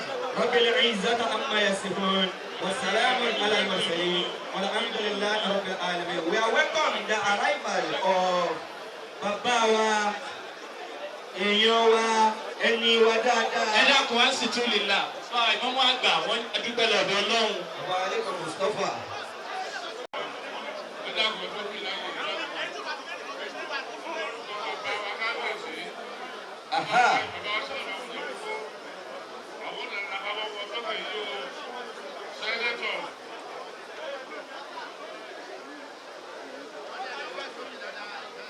Please. ọwọ́ bàbá wa ìmáàmù chief imam nílẹ̀ Ìjẹ̀bú gbó lórúkọ bàbá kábíyèsí Awujale aláyélúwà òun náà la fawọ́ wọn sókè yìí o agbọ́dọ̀ tó bímọ yìí. ẹ̀mí gígùn àtàláfíà ìfọkànbalẹ̀ ọlọ́kùnrin fi ta yín lọ́rẹ̀ ọlọ́run má jẹ lóye náà ní wàràwàrà ọlọ́run fún yín lẹ́nu gígùn àtàláfíà gbogbo ẹni bàbá wa kábíyèsí òun rèé o. Sọlú alánàbí kẹrìmì. Sallallahu alayhi wa sallam. Ẹ wo kò sí owó kan mọ́. ẹ jẹ́ kí a sún sẹ́yìn ẹjọ́. ìmáàmù bàbá ìbọn mọ̀ ń pè é. ẹ dákun ẹ dákun ẹ ẹ dákun. bá ń pè é. akí bàbá wa sẹ́nitọ̀ Lẹ́kan Lẹ́nu mi Mustapha. sí ní Bàbá sẹ́nitọ̀. Alẹ́kọ̀ọ́ Mustapha. bàbá ti ṣe gbígbé de yàyà mẹ́fà. Yàyà mẹ́fà. Alájà Abdul ilẹ̀ ti kú. Mustapha. bàbá wa sẹ́nitọ̀. bàbá ní láàrin ẹ̀yìn pẹ̀lú Imam. ẹ ṣàdéhùn káàdéhùn yẹn kẹ̀kẹ́ dà wọ́n. wọ́n ní Imam máa jíṣẹ́ fún bàbá. Abdulmajid Adesegun Adekoya. Atakaturaya. Sẹ́nitọ̀ Abdulrahman Ọmọjàre. Ọ̀gbọ́nlẹ́kọ̀ Mustapha. Mustapha. The Ààrẹ Ọ̀dínì of Ogun State. Inshallah. Ẹgbẹ́rún ààrẹ o. Barakoyi wa. Barakoyi wa. You are welcome, sir. Alhaji wa Kaka. Ọlọ́dẹ̀kan Mustapha. Honourable. afẹ́wé láwà ní báyìí o Abdulmajid Alhaji wa Abdulmajid Adesegun. Adéṣẹ́gun Ataka. Atakaturaya. Ataka. ẹ̀dọ́ Àfọwọ́tọ̀ ọ̀lẹ́ fún afẹ́wé ní wáyínà ẹ bá ní fún ìmọ̀ọ́mù ní máìkì Bismillahirrahmanirrahim. hello sir. Ẹjọ́ wo ni tí mi kú òfin ẹ̀sùn sẹ́yìn ẹjọ́ wo ni lọ. ní orúkọ bàbá wa president àti gbogbo ìmọ̀ tí wọ́n wà bí wọ́n ní káwé lọ́wọ́ ní chief imam Ìjẹ̀bú gbogbo àwọn lọ́balọ́ba ló kí yín pé kábíyèsí o Bismillahirrahmanirrahim. bàbá wa jìmílà wà ló kí yín sá o kí ni oyè bàbá jìmílà wà náà. Bàbá wa Jìmílà wà. ẹ bá mi ajírọ̀bà Ajírọ̀bà káàpù. Bismillahirrahmanirrahim. Bismillahirrahmanirrahim. Allahumma Allahumma. Tawijini. Tawijini. Bitajin. Bitaji. Imani. Imani.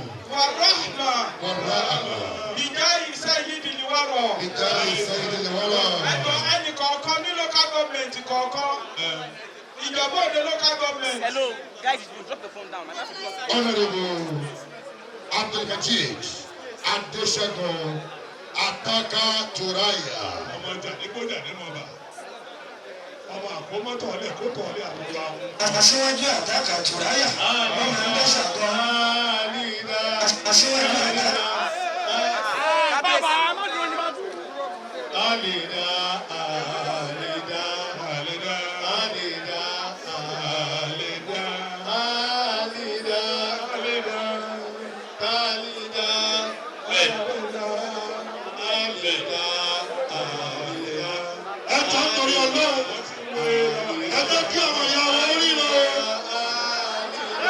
Wọ́n ti wé ẹ̀rọ ní ṣífì máa mọ́. gbogbo ẹ̀yọ́ ní Ẹ wò ó. Ẹ má ṣe bàbá wọn gbọ́dọ̀ lójú o. Ẹ jọ, ẹ̀sùn sí ẹjọ́, ẹjọ́. ẹ̀sùn sẹ́yìn ẹ̀jọ́ ẹ̀sùn Àwọn ẹni tí làásù ló ní ká tó fún wa. ẹ̀jẹ̀ kí ẹ̀sùn sẹ́yìn ẹ̀jọ́ ẹ̀wé lọ́gọ̀ àlẹ́dá ẹ̀wé lọ́gọ̀ ẹ̀jọ́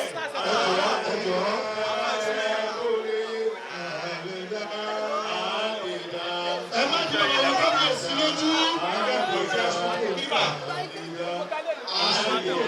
Iṣẹ́ wa là ń ṣe iṣẹ́ tí ilé náà ṣe. àlẹ́dá ẹ̀wé kódẹ̀ àlẹ́dá àlẹ́dá àlẹ́dá. Alida. Ẹ jẹ́ ká sún sẹ́yìn àwọn oníkámẹ́rà yìí. Alida. SSD sà. Ẹ jẹ́ ká Àmọ́ ẹgbẹ́ náà wà ní tẹ̀yìn náà kẹ́ tó kúrò bí ilé. àdìgàsíra tó wà bẹ́ẹ̀ tó wà ti lọ. Dọ́kítà tó kú tàbí owó mi náà wà Ẹ jọ ẹ jẹ́ kí wọ́n parí ẹ̀ dáadáa ẹgbẹ́ dáadáa owó ìpọ̀jù kẹ́ máa wò láwọn àti Ẹ̀sùn dáadáa sẹ́yìn lọ. ẹ̀sùn sẹ́yìn. Kó o máa lò tútù kó o máa lò orí. Àlẹ́dá.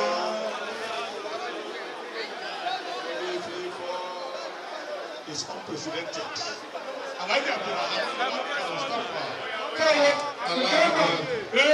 fún bàbá wa ìmọ̀ọ́mù tòní Óyá. àlùkẹ́mọ̀ oyè náà lé pẹ̀lú àṣẹ bàbá wa Awujale. Ẹ̀yin onífọ́tò yìí ẹ má dàbí ìpínlẹ̀. Akẹ́sí Allahu Akbar. Lọ́wọ́ kìbà kìbìrì. Ẹ̀sìn Allahu Akbar. Bàbá kábíyèsí ló wé lọ́wọ́ ní ìwé. The President Supreme Council for Islamic Affairs. àsìkò tí ó tó ìdí àtúwẹ̀lá. Bàbá President. bàbá president Wọ́n fẹ́ fún wọn ní staff of office. wọ́n ní ọ̀pá àṣẹ. Ẹjọ́. Pẹ̀lú ìyànda bàbá Awujale tí wọ́n jẹ́ President Supreme Council for Islamic Affairs. Adékìláyà Sáàbù. Yes. Kábíyèsí. Àtètèkó olóko ní ìdíyẹ. That is the staff of office. tíkẹ́ẹ̀tì ó máa tẹ̀lé. And the paramount of Ijebu land. Staff bàbá of Yusuf office ẹ̀tún sábì tíkẹ́ẹ̀tì yẹn. to the chief imam. bàbá wa Awujale. Ẹgbẹ́ Ọlọ́run tóbi. síwájú ọ̀gbẹ́ ọ̀gbẹ́ bí. Ẹgbẹ́ Ọlọ́run tóbi. bàbá wa àgbà. Bàbá Awujale ń gbé ọ̀pá fún chief imam. ìmọ̀ọ́mù tòní. Bàbá wa chief imam general. Lọ́wọ́ kìbà. Gẹ́gẹ́ bí staff of office. Ọkọ oríire. Bẹ́ẹ̀ bá ti rí gbogbo bẹ́ẹ̀ bá ti rí símbọ̀lù yìí, chief imam lẹ́rí o. Gbogbo bẹ́ẹ̀ bá ti rí ọ̀pá yìí, chief imam lẹ́rí o. Gbogbo àbọ̀ tí bá ń tòbi lọ́wọ́, bí ọ̀pá yìí bá ti dé, chief imam lẹ́rí o. Ẹ̀mí lọ́jà warawara o. Pẹ̀lú ògùn ọlọ́run ẹ̀ ní méjì àwàràwàrà. Ẹ ṣe á yàn. SSD Congratulations. lórúkọ gómìnà Ogun State. SSD no present certificate on behalf of the executive governor. Ẹni sùúrù. Bàbá ní kàgbé pé wàjáde náà.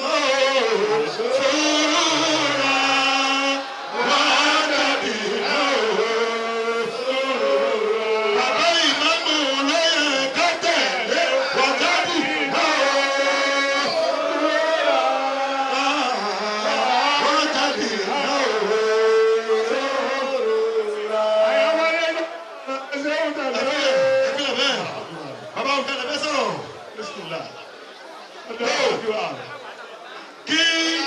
Executive Governor of Ogun State. Àwọn ló máa present certificate. Ably represented by Dr. Tokunbo Talabi. Dr. Tokunbo A very distinguished Talabi, the SCCD. His Excellency Dr. Tokunbo Talabi is doing justice to the presentation of certificates now. To the glory of Almighty Allah. This is to certify that the League of Imams and Alfas of Ijebu has conferred Precisely 1 p.m. 1:20 p.m. Nigerian time. Allah Akbar. Allah Akbar Kabir. Precisely. This is to certify that the League of Imam and Alfas of Ijebu has conferred the Islamic chieftaincy title and installed Alhaji Sheikh Abdulatif Qasim Adebayo as Chief Imam of Ijebu in noble recognition of his selfless services and dedication to the cause of Islam in Ijebu and the entire Muslim world. We therefore wish him long life and prosperity, a happy stay in office, and further useful and meritorious service to the entire Muslim community. Allah Akbar. In testimony whereof, this certificate is given, signed and sealed by the undersigned Imams on this day, Sunday, 25th day of August 2024. May the blessings of Allah be with you Amen. always. Allah Akbar. Congratulations. Allah Akbar. Allah Akbar. Allah Akbar.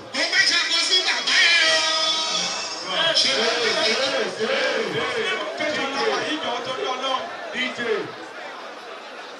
Allah Akbar. Congratulations. Ẹjọ́ kí àbí yó. Ọyọ ẹ̀sùn sẹ́yìn. Ẹ̀sùn sẹ́yìn o. Ẹ̀sùn sẹ́yìn o. Ẹ dákun ẹ̀jẹ̀ aṣọ sẹ́yìn torí wà bá Ẹjọ́ ẹjọ́ ẹ̀sùn sẹ́yìn. akẹ́sùn lẹ́yìn. Bàbá wa honorable ẹjọ́ ẹjọ́ sẹ́yìn. Bàbá wa Senator Abdulrahman Ọlálẹ́kan Mustapha. Ọlálẹ́kan Mustapha kò yé ààrẹ àdínní of Ogun State. Bàbá wa Awujale wọ́n ti ṣe ń tẹ̀ máa ń ṣe fún league kẹ́ tó dé. Mo lè mọ̀ pé bẹ́ẹ̀ ṣe jókòó yìí. Ó ní tẹ́yìn náà tún fẹ́ ṣe fún líìgì tí wọ́n jẹ́ àwọn bàbá yín. Ó ní bẹ́ẹ̀ ṣe máa ń ṣe. Ẹjọ́ bàbá kábíyèsí ẹnu mi ò ká àwọn màmá wa lásàlátù wọ́n ní kábíyèsí ṣe dárúkọ tó àwọn màmá wa lásàlátù wọ́n láwọn níyàwó yín wọ́n láwọn ìyàwó yín wọ́n lè mẹ́tọ̀ orúkọ tàwọn náà. tó ọkùnrin Nasiru. صلوا على النبي الكريم. صلى الله عليه وسلم. صلوا على النبي الكريم. صلى الله عليه وسلم. ẹ̀ẹ́dẹ̀ yorùbá ànábì.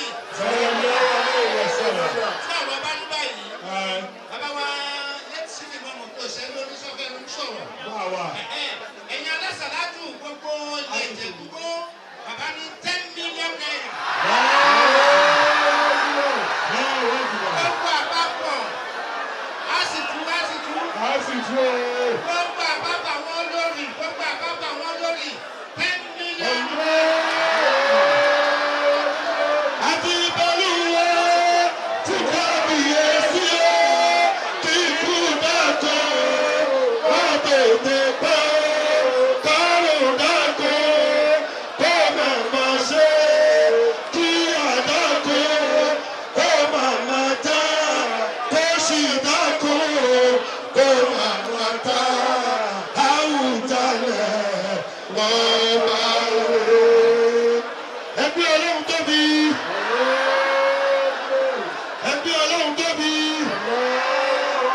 Ẹ̀jọ̀ sọ́dún àdàbí ìkàrí ìfọ̀lọ́ lọ́wọ́ lẹ́yìn ìgbàsí nínú ìgbésí ayé mi ní ìlọ òkè báyìí. Tẹ́mi ní bàbá tẹ̀lé fáwọn ìjọ. Àwọn ìmọ̀ọ́mù máa ránṣẹ́ sílé kò sọ bẹ́ẹ̀ kò sí nǹkan ká ẹlọ́mà lọ́jà ká ẹlọ́mà lẹ́jà. Wọ́n ti gba ọbẹ̀ lọ́nà ṣáṣọ. Ó yẹ ìjókòó. Ẹjọ́ wọ́n fẹ́ wé lọ́wọ́ ní o Bàbá wa náà wà ní o. Bàbá wa.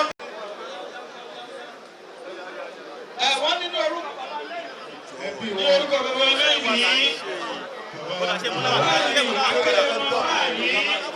láti inú àtọ́.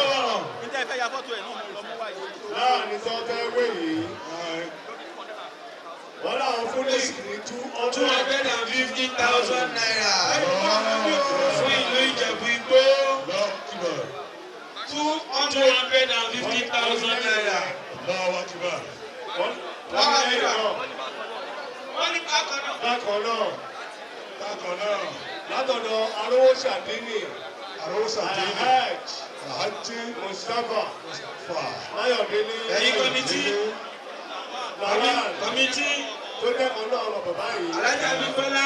50,000 naira. Lọ́wọ́ kíbà. Alhaji Abímbọ́lá. Alhaji Abímbọ́lá. Látọ̀dọ̀ tí àwọn pásánálì.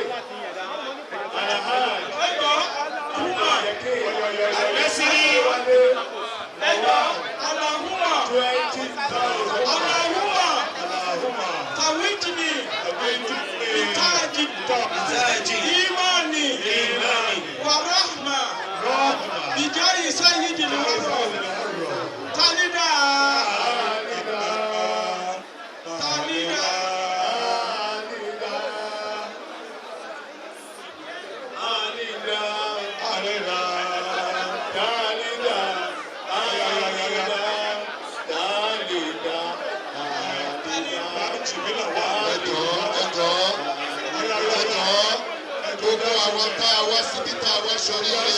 Àbúrò yìí wá bá mi gba fóònù mi o. Ẹ jọ̀ọ́ ẹni bàbá máa rí fóònù bàbá wa èdè lójúmọ́ tì. Ẹ mú wọn síwájú o. Ẹ jọ̀ọ́ o. Ẹ jọ̀ọ́. Àfẹ́. Ẹ jọ̀ọ́. Ẹ jọ̀ọ́. Bàbá Awujale ẹ jẹ́ kí bàbá Awujale níwájú ẹ̀ tó tó lọ́dọ̀. Ẹ̀sùn sẹ́yìn. Ẹ̀sùn sẹ́yìn ẹ̀jọ̀. Ọmọ ọlọ́run yìí kẹ́rì. Bá fẹ́ lọ́wọ́ nìkan ló lè wọ bí yìí o. Sẹ́kítírì Zisodel. Ẹ máa mú ọ lọ, máa mú ọ lọ. Ọ̀yà. Ẹ jọ̀ọ́ o. Ẹja ṣe pápápá o. Ó ìkọ́ ẹni méjì o. Akí gbogbo àwọn kábíyèsí orí adébọ̀rọ̀ lẹ́fẹ̀. Bàbá pírẹsidẹ́ntà látàárọ̀ ìbílẹ̀ ọ̀la ìpínlẹ̀ yìí. Ẹ ní jẹ́ kí jẹ́ èmi kó sí yìí o. Láì bí ẹ bá. Ìbílẹ̀ ọ̀la àbúrò rẹ̀ bàbá wa kábíyèsí òbílẹ̀ ayé pé níbẹ̀rẹ̀ tì láwà àjàláyé ẹ̀kú jòkó ilé ìwọ́sọ̀ dílé sọ òyìnbọ́lá tìlú àgbà ọmọ ìlú ìtumọ̀ra òkú ìmọ̀tẹ́ẹ̀tẹ̀. Ṣàdúrà lẹ́nu bí yìí kẹ́rì. Aláǹdà wà ní ilé sáré. Kí wọ́n tó fi náà ìbímọ bàbá wa Awujale. Bàbá wa Awujale wọ́n ní gbogbo àwọn ọba aládé tí wọ́n wà ń bí. Wọ́n ní 25 gbogbo bàbá lòun fẹ́ nìkan ní wọ́n mílíọ̀nù náírà. Ní àyè ẹ jọ̀ọ́. Bàbá wa kábíyèsí. Náà ìbí. Bàbá náà ìbí. Àwọn ni wọ́n wà níwájú yìí. Bàbá Awujale. Ẹ dákun ẹ dákun. Ẹni tù mí ètò. Ẹ dákun tó lọ lọ́hùn. Bàbá náà ìbí yìí. Ire ni lọ́jọ́ tí wọ́n wá sọ́dọ̀ yìí. Àwọn lè fowó mọ́ sí létí mọ́. Bàbá iná kẹta yìí. Bàbá náà wọ́n ránṣẹ́ sí yìí.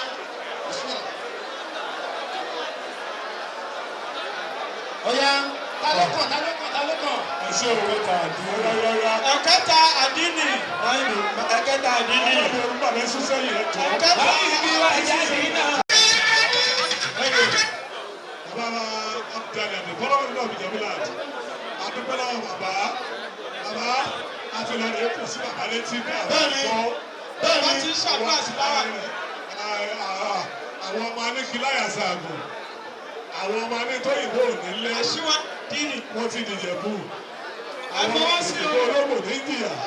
Tọ́ba dàgbà tá a tuntun kájẹ. Bismillahirrahmanirrahim. Bismillahirrahmanirrahim. Allahumma. Tawujini. Bitaji. Ẹgbẹ́ ẹni méjì mo sọ pé ẹgbẹ́ ọ̀sọ́dún àlọ́ ló bí kẹ́ni. Ẹni mẹ́rin ni kò tó Ẹ̀jọ̀ ẹ̀jẹ̀ kiri àdókò orí báyìí. ẹ wo ẹ̀dùn ẹ̀ka méjì lè tọ́ba àtúbẹ̀ yẹn méjì. Ẹ̀jọ̀. Ó máa fà ẹ̀jọ̀ ẹ̀rọ jókòó àtúbẹ̀ yìí. Ẹ̀jọ̀ wọ́n ní ká ẹ̀rọ jókòó ẹ̀yìn àfà. Allahumma tawidini. Allahumma tawidini. Bitaji. Bitaji. Imani. Imani. Wa rahma. Wa rahma. Bijahi sayyidil wara. Bijahi sayyidil wara. Alida. Alida. Alida. Alida. Alida. Alida. Alida.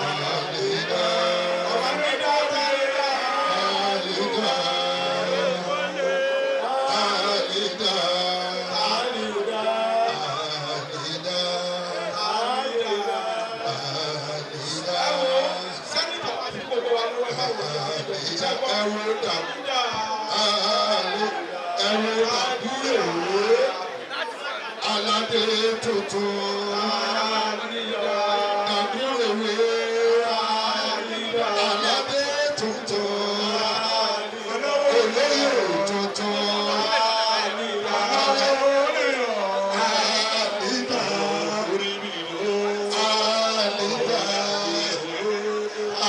Alida,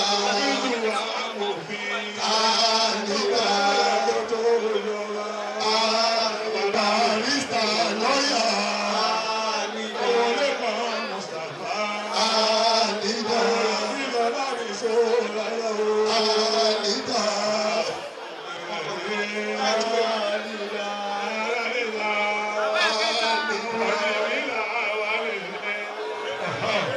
Sọlá ní ìkẹyìn.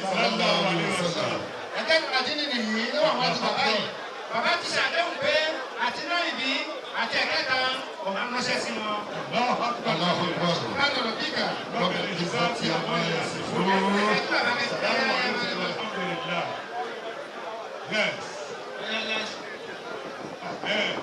Eketa àdínní ló kí bàbá yìí. Kódà nínú àwọn lọ́balọ́ba. Bàbá náà wọn ránṣẹ́ sí Noibu àti Eketa. Bàbá wo onírèké wọ́n dádé wọ́n tún wé láwà ní. Wàláhì tàlá. Bẹ́ẹ̀ ni wọ́n tún wé láwà ní àdínì.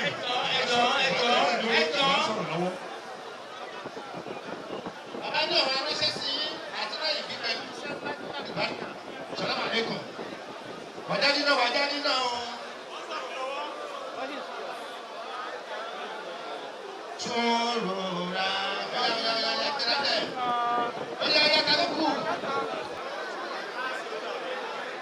المفسر الآن في بلاد إيجابو.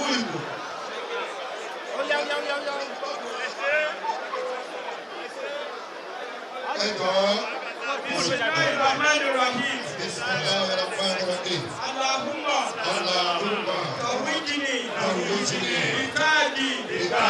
Imani. Wa rahma. Bijahi sayyidil wara.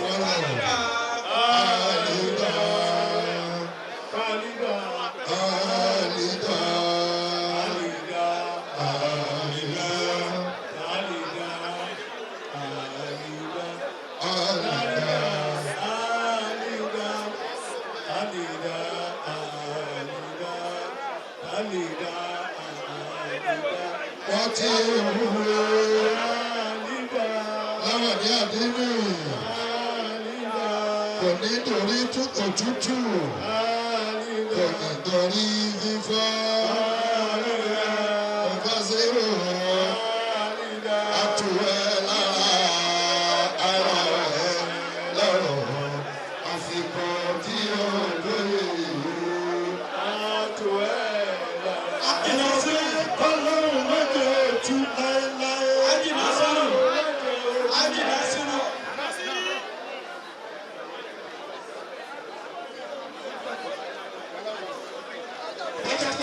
Thank you.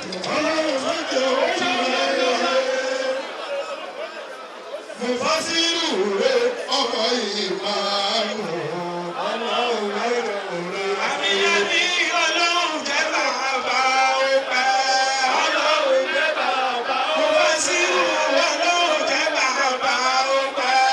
Ọlọ́run ó dà Mufasir ọmọ Ìmáàmù ọlọ́run jẹ́ bàbá.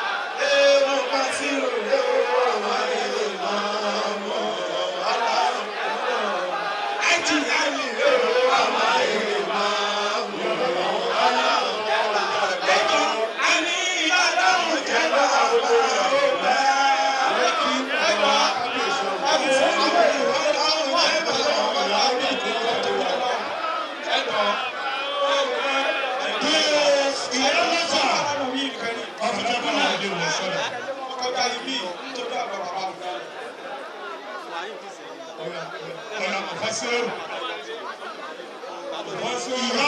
General of the Guland,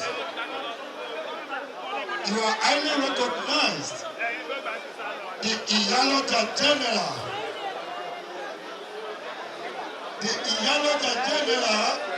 and all the Olojas. Ìsọ̀wá ìkàràkàtà jẹ́ àrọ̀gbà. Ìsọ̀wá ìkàràkàtà jẹ́ àrọ̀gbà.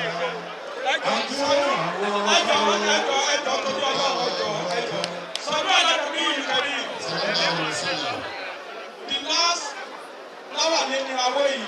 Last láwà ní. Ẹ máa bọ̀. Ẹ jọ gẹ́gẹ́ bí mo ti sọ ẹni tó bá tẹ̀lé bàbá wa kí ẹ lọ sọ́kà bí ẹ jọ.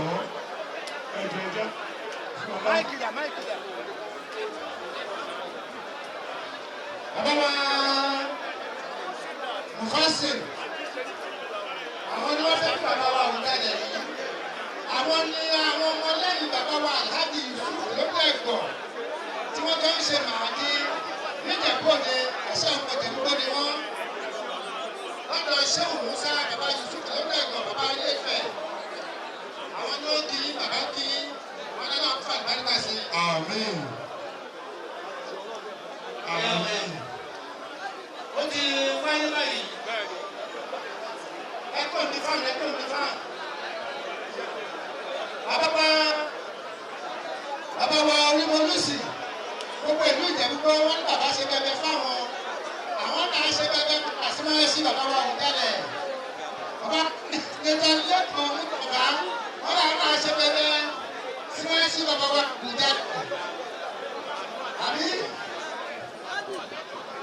Bàbá wa Abẹ́lógún sí àmàǹtẹ̀lì, wọ́n náà ṣe ránṣẹ́ símáyé sí bàbá wa Awujale.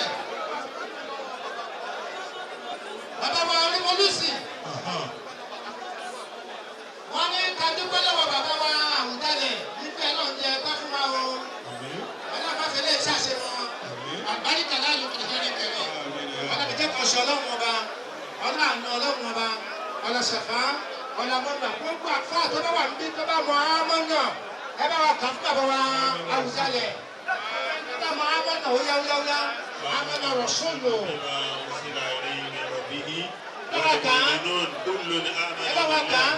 وملائكته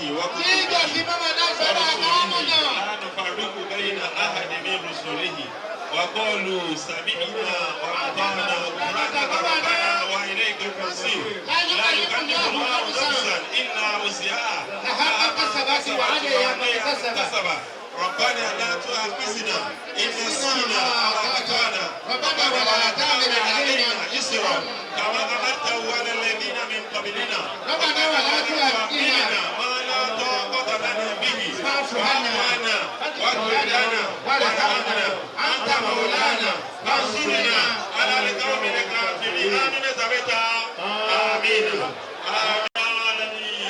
Wàkílù ilẹ̀ Yorùbá wọ́n ní kẹ́ wá ṣe àdúrà fáwọn olóyè rẹ̀ lásán náà bọ̀. Àpẹẹrọ̀kù ayẹyẹ ẹ̀jọ̀ bàbá Awujale wọ́n ní bàbá wa ṣíkì mọ̀ mùjẹ̀kọ́dé. Wọ́n ní ẹ̀yìn náà máa gba mọ́tò fún un. Bàbá wa ṣíkì mọ̀ máa gbé Ìjẹ̀bú. Bàbá ń gba yín wọ́n náà máa gba mọ́tò fún ọ pẹ̀lú òkú ọlọ́run. Èmi tẹ̀ ń lò yẹn gbé yẹn fún bàbá mi dáa.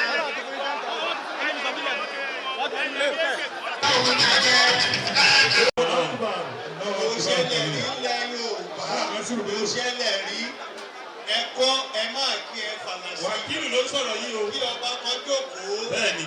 Kí wọ́n máa ná over 60 million ní cash. Ní cash. Bàbá wa sọ mọ́tò ní ìsìn, èyí tó dáìsí inú mọ́tò ní ìsìn 20 million, 25 million ní. Ó wá ń di mọ́tò bí over 100 million. Ara Ìjẹ̀bú Ara Ìjẹ̀bú Ẹ̀ka ẹ máa gbọ́ Ìjẹ̀bú lọ́kọ́ ẹ̀ka tí ó rí ẹ. Mo fẹ́ kí bàbá kan fún àwọn ẹlẹ́nu. Torí gbogbo mílíọ̀nù tó ń rí Ìjẹ̀bú ni. Àwọn tí tó lè mọ̀ wípé